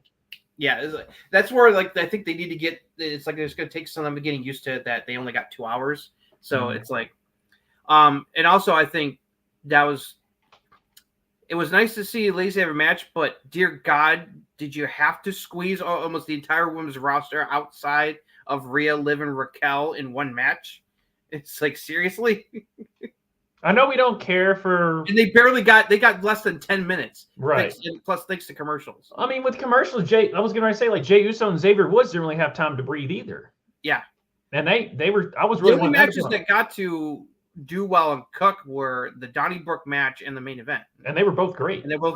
Except for the finish of, I didn't really care for the finish of the Donnybrook. I thought that just buried Bruiserweight. But yeah, it's like, yeah, especially with Sheamus had literally had his hands handcuffed by his back and he still won the match. Mm-hmm. So, it was a great match though. That spot from the barrels, that was fantastic. White noise from the tables, awesome stuff. Yeah. You can definitely tell Dunn and Sheamus have that. And Sammy Gunther not as great as their Mania match, but still very good. Right. But yeah, that 10, I was like, how did we get here? Like, why is this here? Does it just look like a live show booking that had no build? I know, and they all. As far as like the announcement we forgot about the announcement by Triple H about what they're doing at Crown Jewel with the Crown Jewel Championship. Oh yeah, Championship. We did not give a fuck. It's like we were like, oh, maybe they're finally going to announce a mid-card title, and then it's like Crown Jewel Championship, and it's like if you watch the live stream, both Josh and I go, like this. I know. I think you just kind of looked there in confusion. I was like, and you're like, yeah, exactly. Like, why do I care? And then which leads me thing, which leads me to my next thing is like, hey, remember that look at like Braun's going to go after Gunther? No, we're probably going to get Goldberg. And I really, really hope that they don't have like Goldberg show up during Crown Jewel and cost Gunther the match against Cody. That way, that would suck. Look, it's very obvious that they're working out something with Goldberg to give him like one more match, because that's why Braun ended up going back to Jay. Clearly, yeah. Because I don't think that's. I think it. I don't know when that's going to happen. I don't think it's going to happen in Survivor Series. Is like because I think Punk is going to challenge, because they teased it. Like I said, they teased Punk going after Gunther for the world title. So I think they're going to do that for Survivor Series. That would be the better match. That's the match people would want to see: Punk versus Gunther. Unless you're a complete, mark for Goldberg, I don't think Goldberg versus Gunther is going to set the world on fire. You know what? If anyone's going to get an amazing match out of Goldberg, it's like it would be Gunther. Match out of Goldberg. One of them would be Gunther. Yeah. But you talk about like a Bret Hart level carrying British Bulldog for that Intercontinental Championship. Yes. It's going to be Gunther doing that for Goldberg. So they're doing this Crown Jewel Championship thing. They clarified I heard today that this is not something they're going to mention at all. This is a Saudi thing only. So it's only going to be brought up when they do once a year and they do the Crown Jewel show. That's it. So I'm like, thank God. They're not going to bring the belt around either. No, they're not. So it's like, I just don't care. They're going to treat it like the Speed Championship stuff. Oh, shout out to Candice LeRae. Yes, shout out to Candice LeRae, who's the women's Speed Champion on X. Who's the men's?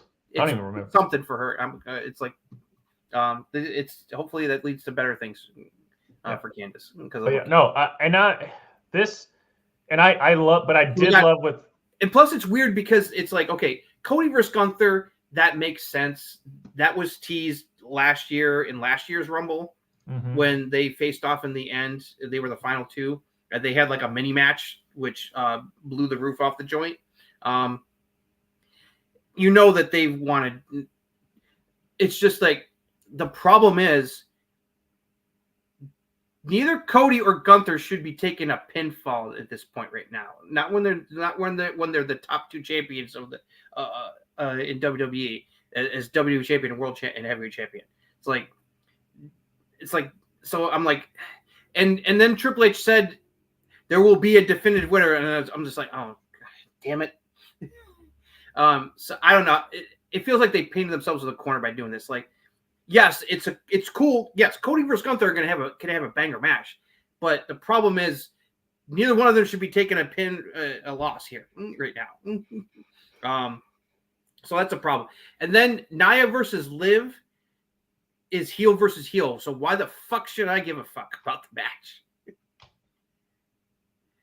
I don't know. I just you can tell like they're just not just because of all the things like because it's the Saudi shows are on their own thing and it's like they have to like basically like we have to do some alternate continuity to appease right because it's basically Saudi is booking this show because it's their money.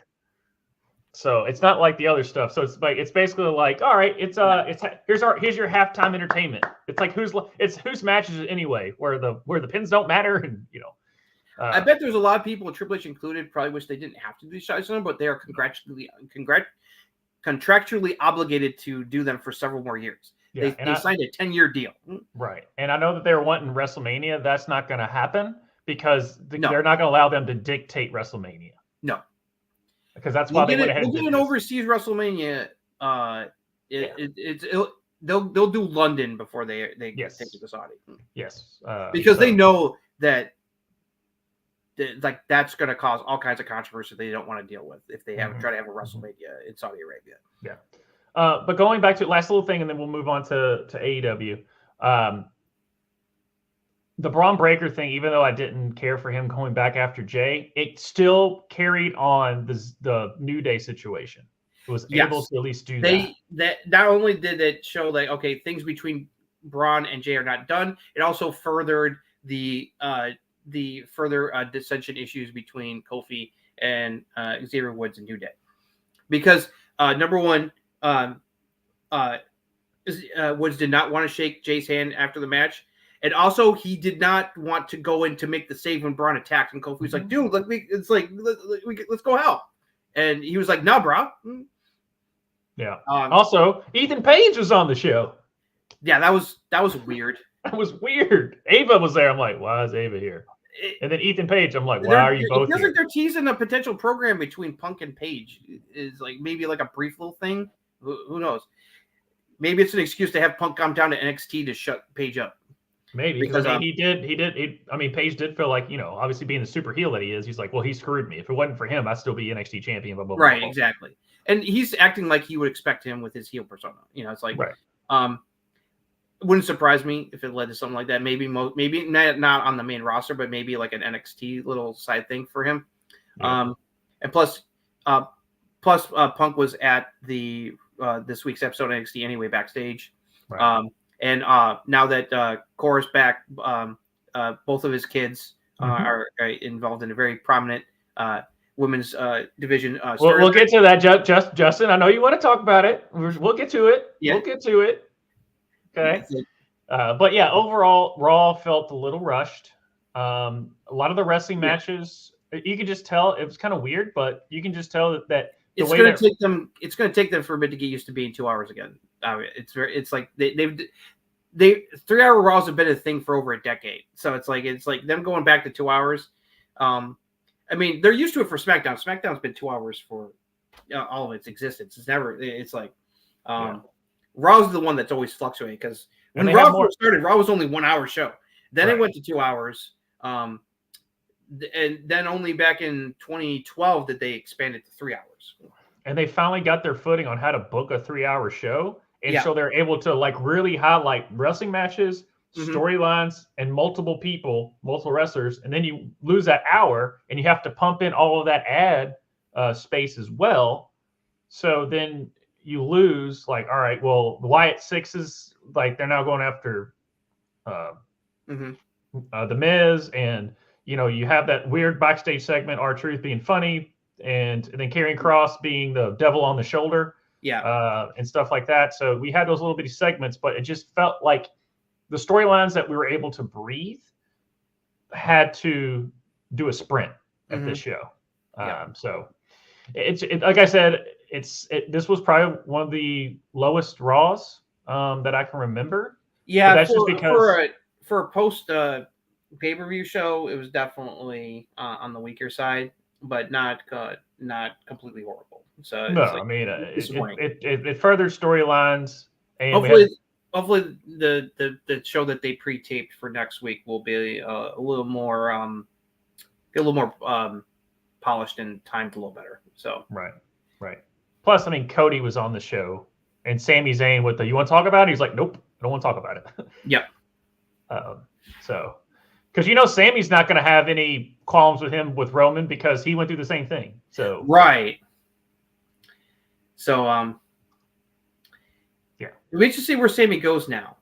It's like, will they go back to him and Jay tag teaming like they originally teased, or is he going to get involved in the whole Braun thing? I don't know. I want the War Games. I want the War Games that we've been wanting the War Games to be. It's obvious that it's obviously that with Jimmy coming back now, it feels like they're finally going to do the Bloodline Civil War Games match. But how you get Jay and Sami involved is the big question. Right. So I just don't want them to because just add. I just don't want them to. Like Jimmy, they still got issues with how Roman treated them, so it's like they're not going to just jump it back in without hesitation. It's they'll have to be convinced. I just don't want them to have some random person that has nothing to do with the Bloodline feud. Kind of like when McIntyre was with Judgment Day for like 0.5 for that War Games. Yeah. It just felt like he's there to be there, but and plus Cody's going to be busy now. Now he's going to be away from the Bloodline again because he's got the match with Gunther Crown Jewel coming up, and KO just turned on him on top of that. So he's got his hands full between Gunther and KO turning on him right now. So he's not going to be. They're not going to drag Cody into the War Games match, and it's like, and that's the right move. It's like he wanted to be done with the Bloodline in the first place before this tag match happened.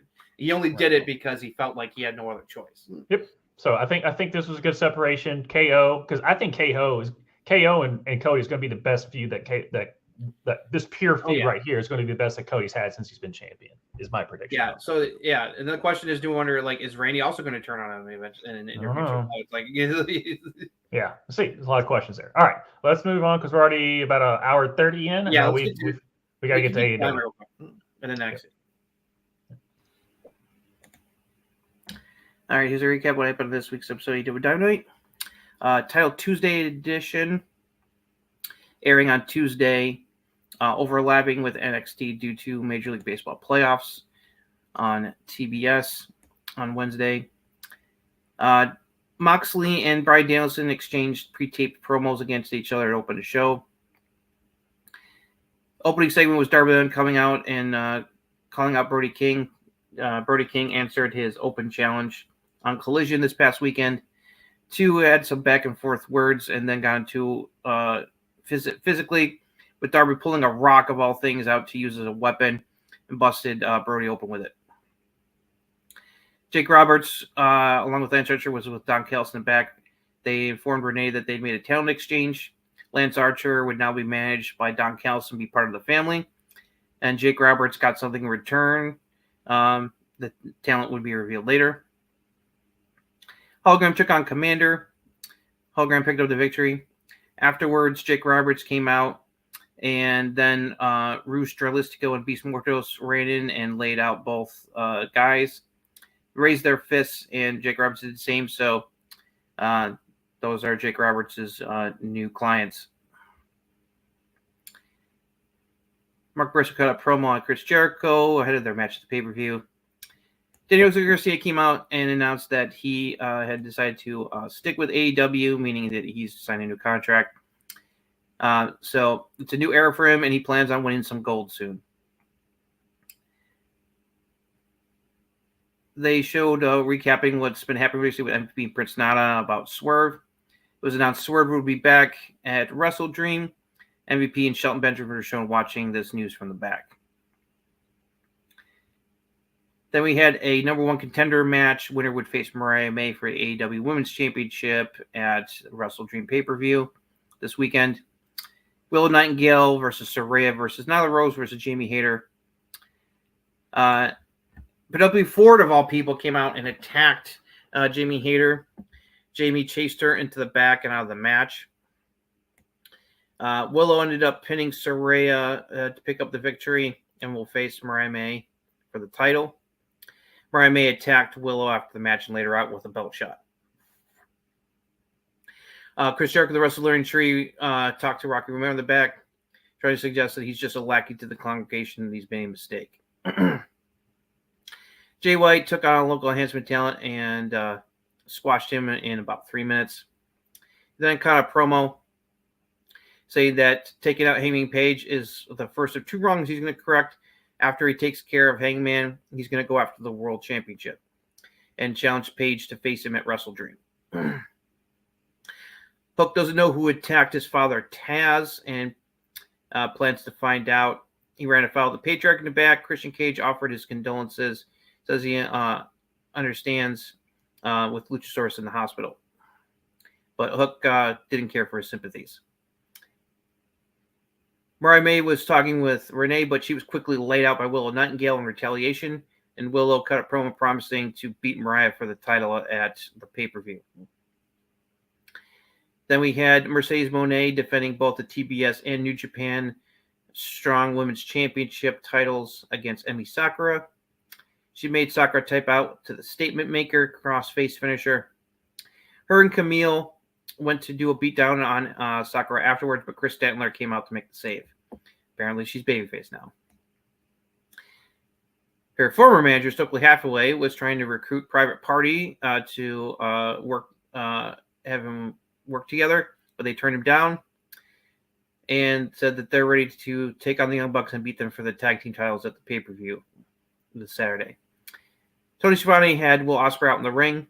Ospreay called out Don Callis to come out and asked him to tell him the truth and asked him point blank if he had sent Takeshita out to attack him. He eventually admitted it and that he needed to understand who was really in charge, that he's up lately.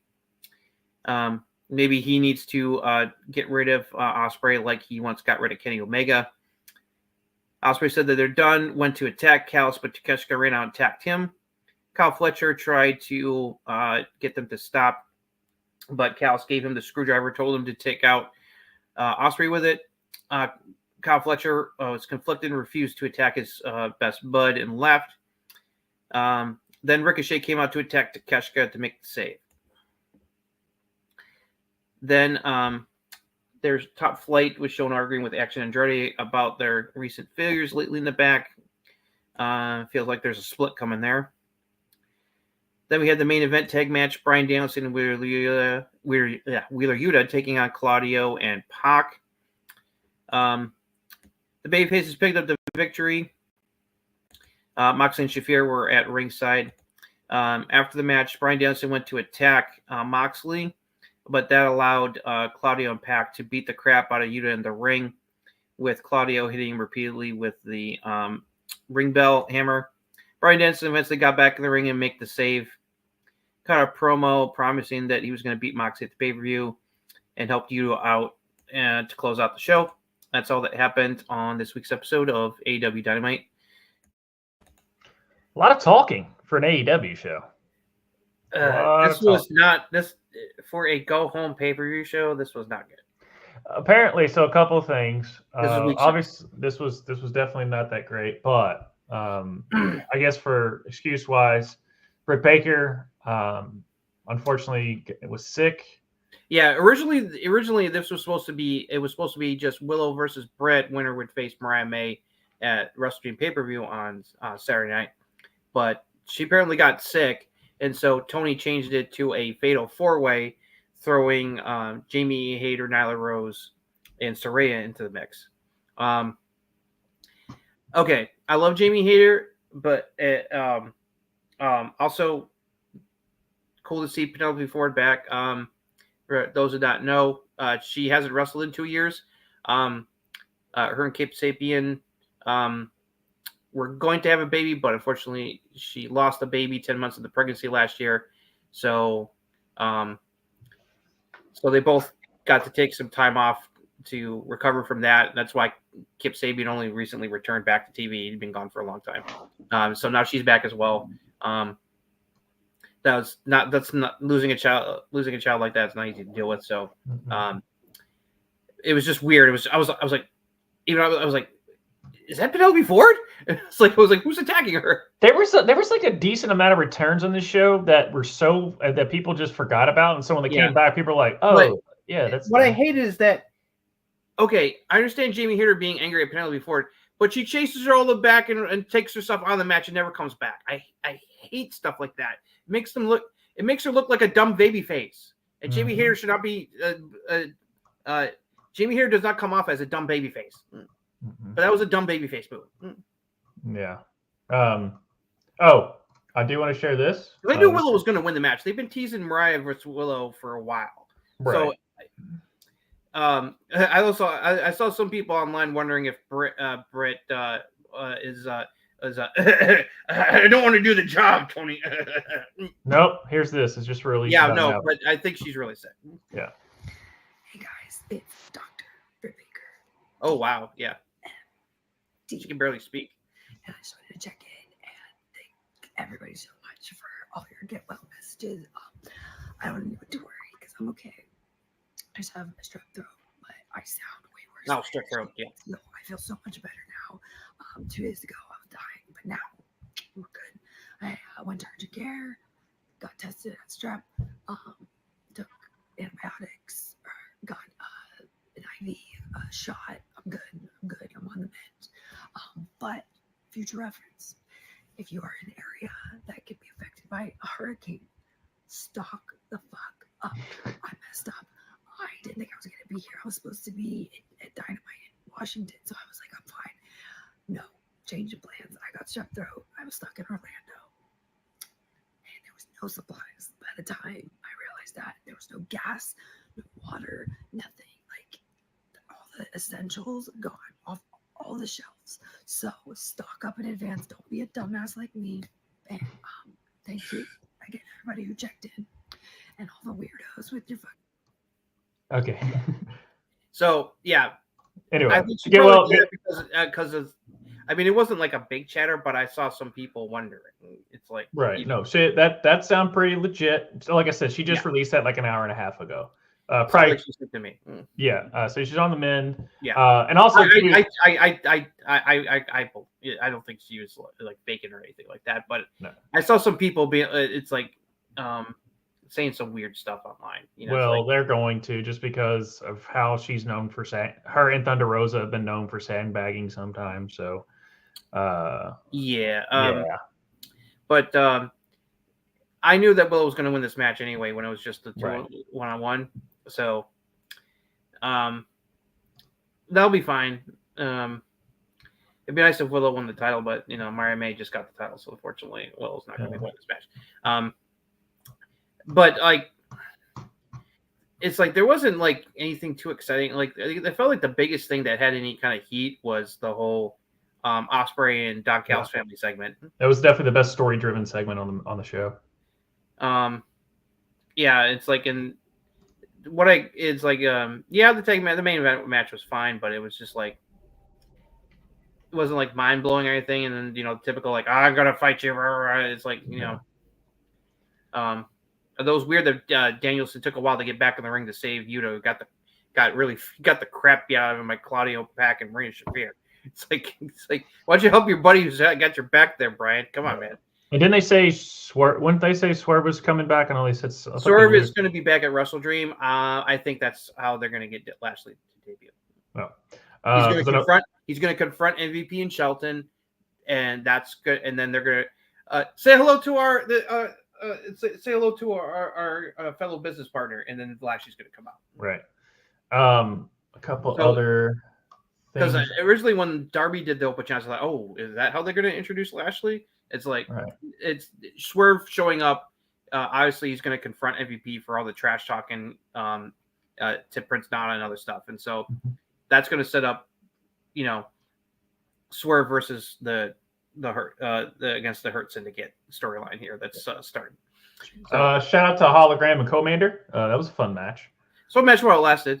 Yeah, it wasn't very long, but it was. I would care. It's sad. It's like I would care more about Lance Archer going to the Don Callis family in some kind of talent trade. He was around. If he was around and he wasn't also treated like a jobber. Right. Also, too, I don't know if you saw when you're talking about Christian Cage and all them, Luchasaurus, I believe, is still on oxygen at his house. Yeah. So he can't. Yeah. Word is that he's still on the mend. It's like the word is that if enough damage was done to his lungs because of the pneumonia, that may force him into retirement, which is a scary thought. That is a scary thought. That sucks. Get well soon, Lucha. Yeah. Hope you get well soon, man. Yeah. But that was the bit between Hook and Christian in the back was fine. I'm wondering who they're going to reveal as the ones who's behind the attack on Taz to write him off TV so he can go get his double knee replacement. We'll see where that goes. Okay, I would be more invested and believe Private Party had a chance if they weren't treated like fucking jobbers. This is the problem with what's going on with Solo. This is the problem. Yeah, it's the same thing we said with Solo. It's like you can't buy someone as a threat in a title match if you don't let them win. It's like only recently maybe it's like Private Party has been in no man's land for a very long time. And in fact, the Acclaim have gone back to no man's land with this feud with Maximum Male Models, which is complete garbage. I'm sorry. It's like I do not nothing against Eminem. It's like they're talented wrestlers. They're running with the gimmick. I'm glad that they got a job after they got let go by WWE, but I could not give two fucks about this. Gift Taylor is a big fan of them. He really does enjoy them. I know he does. It's like me personally, I do not give two fucks right now. It's like it feels like the Acclaim's time is being wasted. It's like in my opinion. It's like it's like they flirted the whole thing and now they're back to nowhere. It's like that's Tony's problem is that it's like if you're going to have people challenge for the title, you need to give them wins to make them look credible. To be like, you can buy that they have a chance to win the title, even when it's like booking wise, it may not make the most sense. Right. It's like so frustrating. This is why this is part of the problems that they're having, and this is why the ratings have not been good. I mean, oh my god. Well, it didn't hurt that they're not on their normal night, but they didn't really advertise very well that they were going to be on Tuesday night this week because of Major League Baseball playoffs. But dear God, the rating for Dynamite was atrocious. 326, dude. 326. Yeah. And it's not like, and then apparently like they didn't really like you typically when they go up against NXT and do it. Compared to NXT's number, that it's like NXT blew them out of the fucking water, not just rating wise, but also quality wise. We'll get to that because if you compare the two shows, NXT blew Dynamite out of the fucking water. Oh yeah, for sure. Now they did say that there were some travel issues because of the hurricane, but I'm like, yeah, I guess if you want to say that. But it's like the way that this episode was structured, it was such a mess. It was. It felt like it was all over the place. It's basically like you can tell between the two because Raw did seem like it was kind of. I'm not very excited about this pay-per-view. Outside of Danielson and Moxley because of the whole storyline. Yeah, it's like we'll get to it. We're gonna run down the card. Go ahead, run. Just go ahead and run down it because we're at hour 45, and I want to leave time. And then we can end strong with how good NXT was this week. So yeah, here's the card for Wrestle Dream on Saturday night. So on the 0 hour, there's gonna be an RH TV title match: Atlantis Jr. versus Brian Cage. Don't care. Sorry, it's ROH. Nobody hardly ever watches that. God bless the people who pay to watch ROH. They're really dedicated wrestling fans. So Swerve's going to be back. That we were talking about. That's obviously going to set up, I think, the appearance of Bobby Lashley's AEW debut with Swerve being on the show. Makes perfect sense. You want to have a big debut like that on a pay-per-view and not on Dynamite. Darby Allin versus Brody King. Honestly, I want Brody to win this match because it's like something's off with Darby. It's like he's been completely directionless ever since Sting retired. They haven't found the right thing for him. Nope. And also that whole segment with him and Brody, didn't work for me. They were trying. Yeah, they were. They were trying. It's yeah, it's so yeah. All right, then we got Hangman versus Jay White. It's like it feels like Hangman should be higher up the card after what he did with Swerve. Instead, Right. it's like nothing against Jay White. I like Jay White, but this is like kind of like I don't know. This is like it feels like filler. And it's like, but Hangman's going to win that match. Yeah. Then we got the AEW Tag Team Championship match. Young Bucks defending against Private Party. I would be shocked if Private Party won this match. I would like it just for the surprise value, but I'm not expecting it. TNT title match, Jack Perry versus Shibata. That probably could be a good match, but the build has been really short, so I don't know why this match is on the show. And it's like I've never thought I'd say this about Mark Briscoe and Jericho, but why the hell are we having an ROH World Title match on an AEW pay-per-view? I'm sorry. It's like, and plus, it's like, I love Mark Briscoe, but like, it's like that. I don't have any investment in that match. Now, one match that Ken Cook and probably could steal the show outside the main event is the international title match, 3-way between Ospreay, Ricochet, and Takeshita. That one could help get. That one's definitely one to watch. That's probably going to be an absolute insane match, especially with Takeshita's like strong style going against Ricochet's high flying and Ospreay's all around. Well, anyway, I think Perry's going to retain. I think Briscoe's going to retain. For this one, I'm kind of hoping Takeshita wins because give the fucking man a belt. Ospreay doesn't need the international title. No, he doesn't. He's so over. He doesn't need a belt. No, and it's a triple threat, so therefore Ricochet can take the pin without hurting Ospreay. Yeah, and then we got women's world title match. Mariah May defending against Will Nightingale. That could probably be a good match. Mariah May's not losing the title just yet. No. Now, where things are interesting is the World Championship match.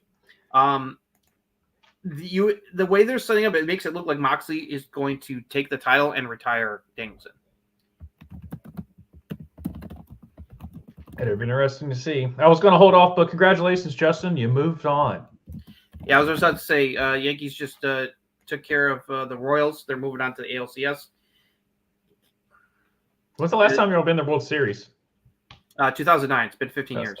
Yeah, it's been good. They've been to the ALCS. They've been to the ALCS a few times, but they haven't gotten to the World Series in 15 years. So. Yeah, because last time you were all there was when Houston walked off. Yeah. On you.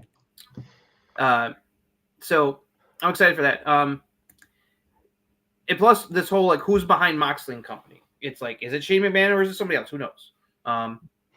It's Triple H, biggest swerve ever in wrestling history. We have bought No. Shane's not here. It's anyway. Yeah, Shane the higher power. It's like I heard people joking. Is Shane the higher power? It was me, Austin. It was me, Tony. It was me all along, Tony. Oh no, it's Nick Khan. It's like it was me, Tony. I'm the better Khan. Outside of the only matches I have any kind of investment that because they've actually kind of built them up is the last 3 matches I mentioned: the international title match, the women's title match, and the main event AEW title match. The match is going to feel like thrown together like in such a short time. It's kind of like Tony's just like, okay, we need to have matches for pay-per-view. Let's see what sticks. It's like this is looking like unless the match is really delivered, this on paper this pay-per-view does not thrill me. Yeah, so we shall see. But typically, like we said, even if it's throwing together matches, typically the matches outweigh this. I mean, this could potentially be like the weakest pay-per-view they've had since World's End last year, which was really mad. Yeah. All right, let's move on to NXT. So that's our thoughts on Wrestle Dream on Saturday night. So let's end the show on a good note and talk about how much better this week's episode of NXT was. Wesley getting in the title picture. All right, here's a recap of what happened on this week's episode of NXT. Still on the road for their start here on the CW in St. Louis. Show kicked off with Trick Women's coming out to a big reaction celebrating winning the NXT Championship for a second time over Ethan Page last week.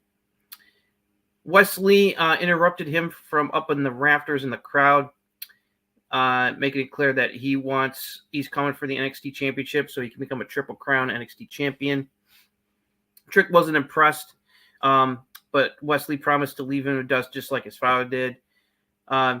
Jey Uso, of all people, Intercontinental Champion, came out, interrupted.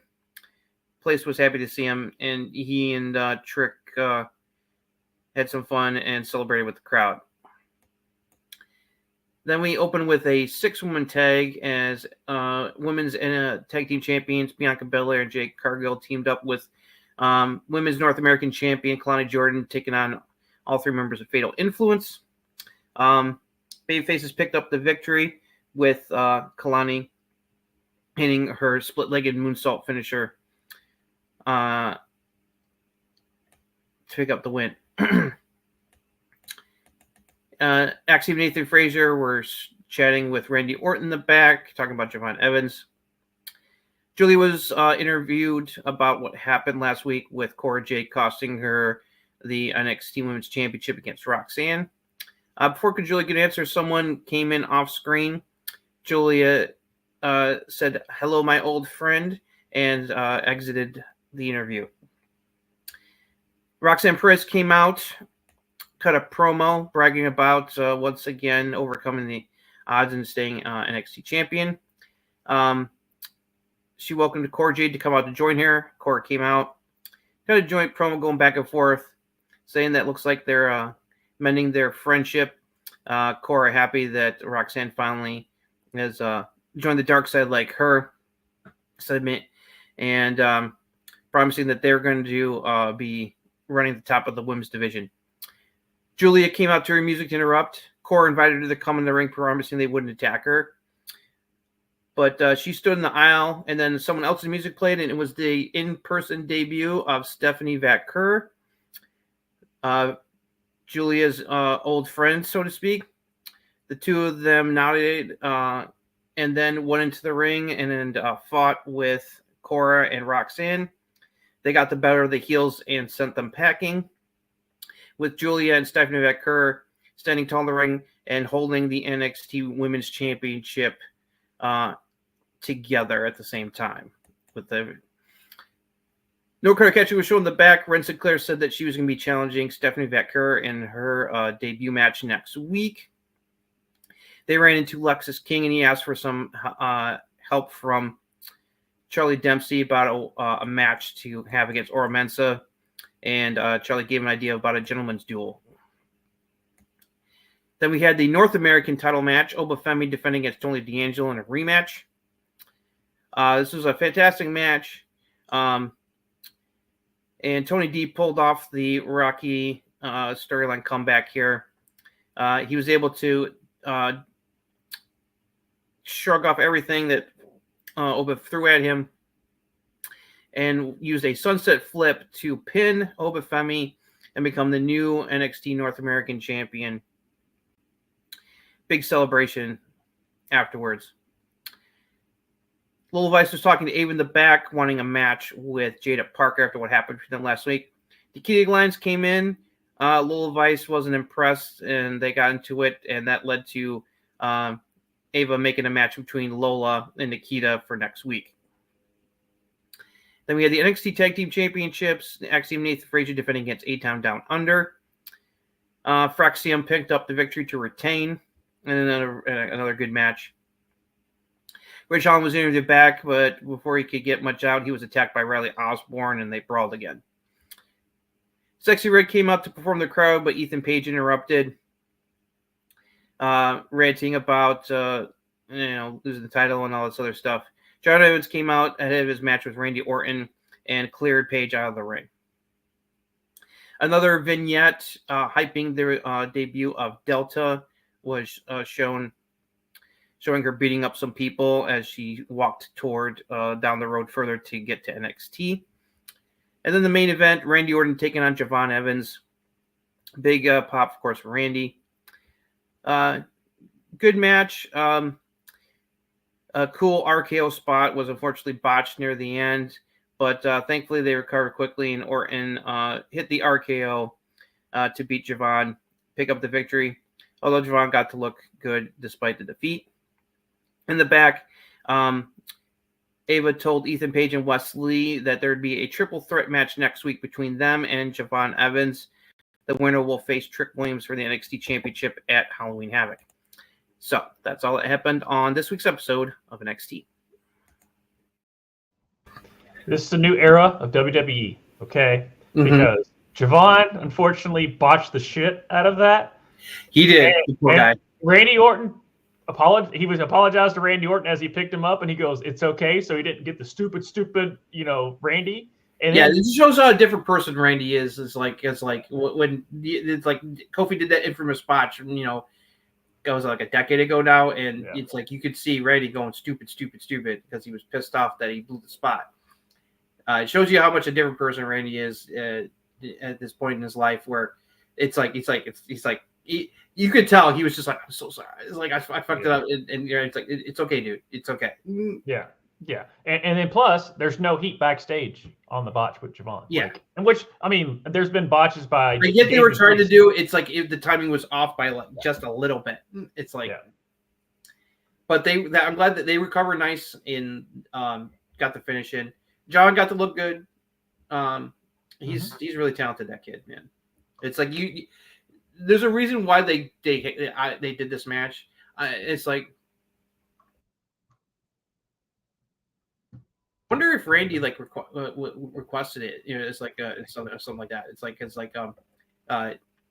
I'd be very curious to know. We will find out. Yeah, because Randy could have easily picked obviously got with Sean and they figured it out, but he had to have handpicked Javon of anything. Yeah. You would think. What was it? Oh yeah, just Jey Uso coming out. That was random. He just showed up to hang out with Trick, and that was it. It's like, yeah, but anyway, I thought I was my main point is Wes. This is what I was hoping for. After his feud, the Ruckus feud was over, that they'd move him into the NXT title picture, and that's exactly what they're doing, and he deserves to be there. Yeah. Nothing against Ethan Page, but I'm kind of hoping Wes wins the number one contender match. Because Trick versus Wesley, that would be a hell of a match for Halloween Havoc. I was like Trick, like when Trick called, it's like, chill out, light skin. I was like, oh. You said it, I didn't, dude. I wasn't even gonna bring that up. It was a good burn, though. It's a good burn. It was a good burn. It's like, but it's like he could get away with that. It's like, yeah. If a white guy tried to do that, then you'd be like, excuse me. Yeah. And also leading into the next thing. So great segment. Glad we're getting, like I said, that was quite the birdie game. Like you could tell the crowd went, ooh, when he said that. Yeah. And then, but yes, obviously seeing Roxanne and Cora back together, and then Wesley getting into the actual title picture. I was like, okay, I'm here. All right, you got me. My peoples are still being treated like they're supposed to be. I'm not on my boycott number 8 yet, just yet. So, also too, as far as night and day, you had the 10 women tag, and then you had this triple threat, night and day. Yeah, night and day, because we cared. We knew why they were facing each other. Yeah, and they gave them time. It was a solid. It was a good match. It was a good match. Compared to that, I mean, that's what I'm saying. Like, Yeah, it's unfortunate Fatal Influence won, but like when Bianca and Jade were involved in this match, I'm like, there's no way Fatal Influences win this match. right. It wasn't going to hurt them or anything like that. At least to see which member of Fatal Influence is probably one member of Fatal Influence is probably going to be challenging Kalani for the Women's North American title Halloween Havoc. Let me just see which one gets it. Because they definitely made it clear. She's even told them like, it's like they're still going to be coming for me. I appreciate the help, but it's like I'm not done with them yet. So it's like she knows. It's like they're not going to give up. They're coming for her. Bikini Alliance back on TV. Yeah, back on TV. We got both Cora and Jade back. Both her and Cora Jade back. Cora and Jade. Yeah. It was like happy for him. You know, they both had ACL tears around the same time. Come back around the same time. So hopefully for both Nikita and Cora, they stay healthy. Because they stay healthy.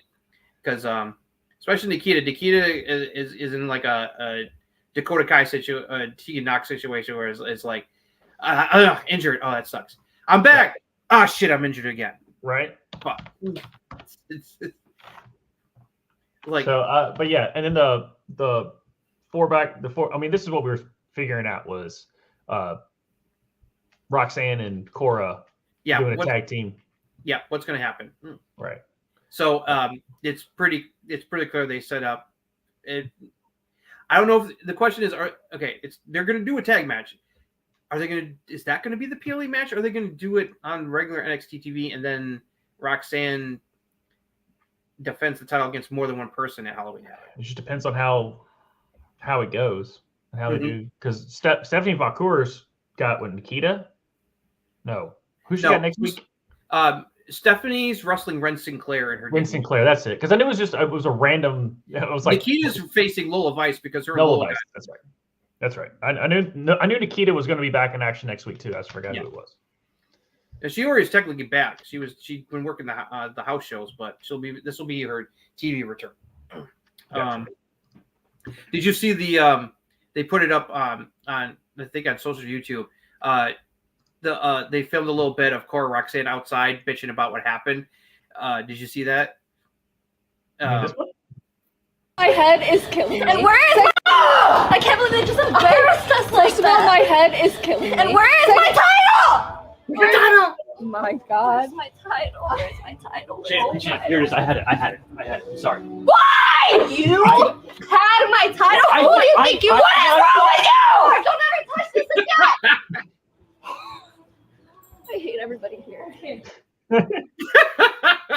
They're so perfect together. What I loved about that was Roxanne. She was like Gollum with the one ring. She's like, "Where's my precious? Where's my precious?" Yeah, that's like how Tommaso Ciampa was with Goldie. You know, he would just grip it. She's doing a very Goldie thing with the title right now. I kind of dig it. Yeah. But no, I'm totally looking. I don't know what they're gonna. I would think maybe a PLE. We'll see how they kind of play this out. But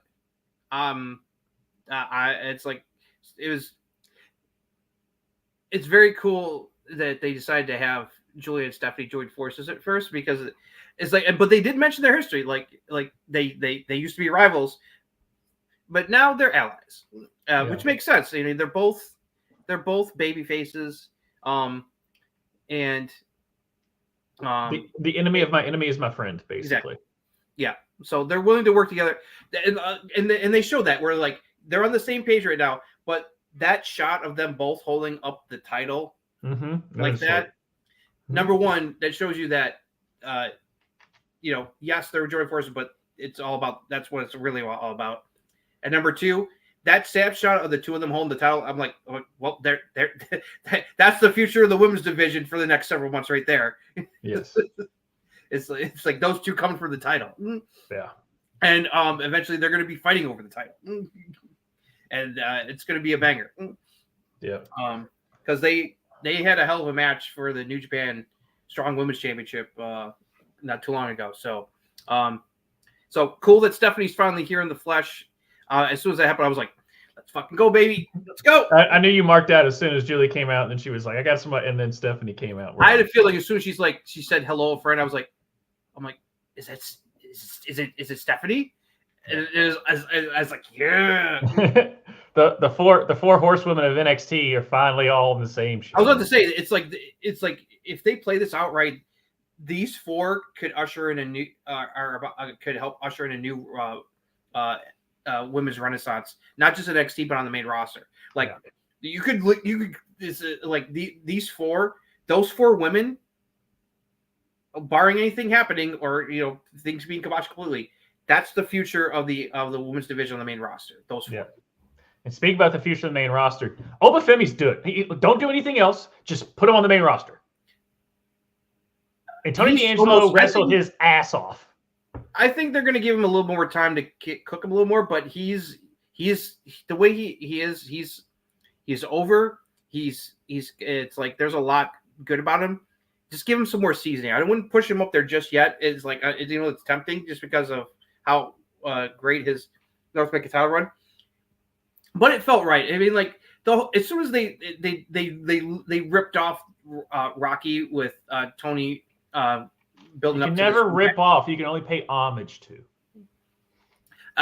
In a good way. It's like they literally lifted Ryan's right out of the films. It's like, yeah.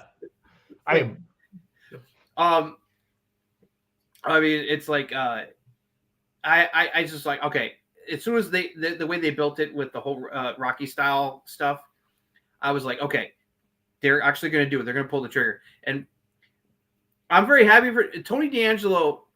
Has been one of the biggest success stories out of the 2.0 era, where he took a gimmick that could have been totally cheeseballs, I hated it. Oh, I didn't think much of it at first, but it's like his commitment to the gimmick and the evolution of the character and the building of the D'Angelo family around him has been really well done, and he's gotten also really good in the ring. Really good. It's like he was the best, because for a while we were wondering like who's going to dethrone Obafemi. Who they built up Tony to. I believed he could do it because he's about the same size. He's got the power.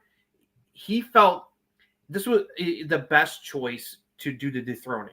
Versus anybody else on the roster right now. Anyone else, I would not have been able to be like, it's like you're really gonna have to. I believe that Tony could do it, and he did. And that's what made the match work. And props to him. It was a hell of a match, man. It was. I'm surprised it outshined Randy and the tag match. It was. Yeah, this would have been the main event if it wasn't for Randy wrestling Javon. Right. Yeah, it's like in St. Louis. It felt like a main event match. So, and props to Obafemi. It's like he's definitely he broke Wesley's record for longest title reign, so he's got that. Now they can move him up into the NXT title picture because it's like Trick. You better watch out, dude. Yeah, it's like you're dealing. You may have Wesley and Ethan Page coming after you, but it's like, dude. It's like your days are numbered if Obafemi's going to be coming after your title, man. Obafemi is going to be in the Royal Rumble this year. That's my prediction. I will not be surprised if they have him in the Rumble. I mean, look what they did with Roxanne. They had Roxanne be in the Rumble, 2 years in a row. That's why I think I will not. I think Julia and Stephanie Becker are going to make appearances in the Rumble as well. Yeah, they could. They definitely could. On that, I just want Roxanne to just keep being Royal Rumbles until. The end of time. Keep her in the Royal Rumble until she wins one, right? Yeah, it should be every year, but but yeah, no, I was surprised that I was expecting the Randy Javon. I was like, cool, let's just see what happens. Tony D'Angelo and Oba, I knew they were going to be good, but I thought with Fraxium and then plus is how good A-Town Down Under that was a good match. It was. I was surprised, and it was like a great match, but it's still there was something special about what Tony and Oba did. Yeah. The whole storyline build up and the payoff worked really well in that match. Great stuff. So happy for Tony. He's come a long way. If they keep this up, I believe that the D'Angelo family could work on the main roster at this point. It's like it could. They could if they do it right. But he's built up quite a resume in NXT. He's been tag champion. He's been Heritage Cup champion. He's been the Heritage Cup champion, and now he's North American champion. Mm-hmm. It's like the only thing missing is him winning the NXT championship, and he'll have like the triple crown, which is what Wesley's going for because Wes has been tag champion, North American champion. He wants to join the NXT Triple Crown Club. If you were, I guess this is the ending question of the night because I know we're almost over a little over 2 hours. Mm-hmm. If you were to, with Tony as the head, but you're not taking the rest of D'Angelo family because they're not ready. Yeah. So if you were to move him to the main roster, who would your new D'Angelo family be around him? That's a good question.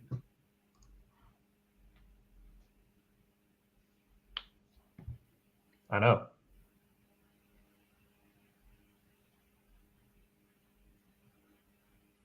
You know,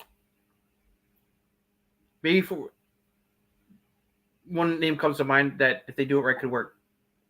Have him team up with Baron Corbin. That could work. Giovanni Vici could definitely be with them, even though that fits. Yeah, it's like because it's like I don't know what they're doing with him, man. But this was much better than last week's episode. I felt it felt like the timing was like unlike the 2 hour. It's like it definitely felt like they were adjusting to not having an overrun like last week, where it felt like they had everything paced out really well to get to the 2 hour mark, and then it's like, okay, so it's just about 10 o'clock, we're done. Right.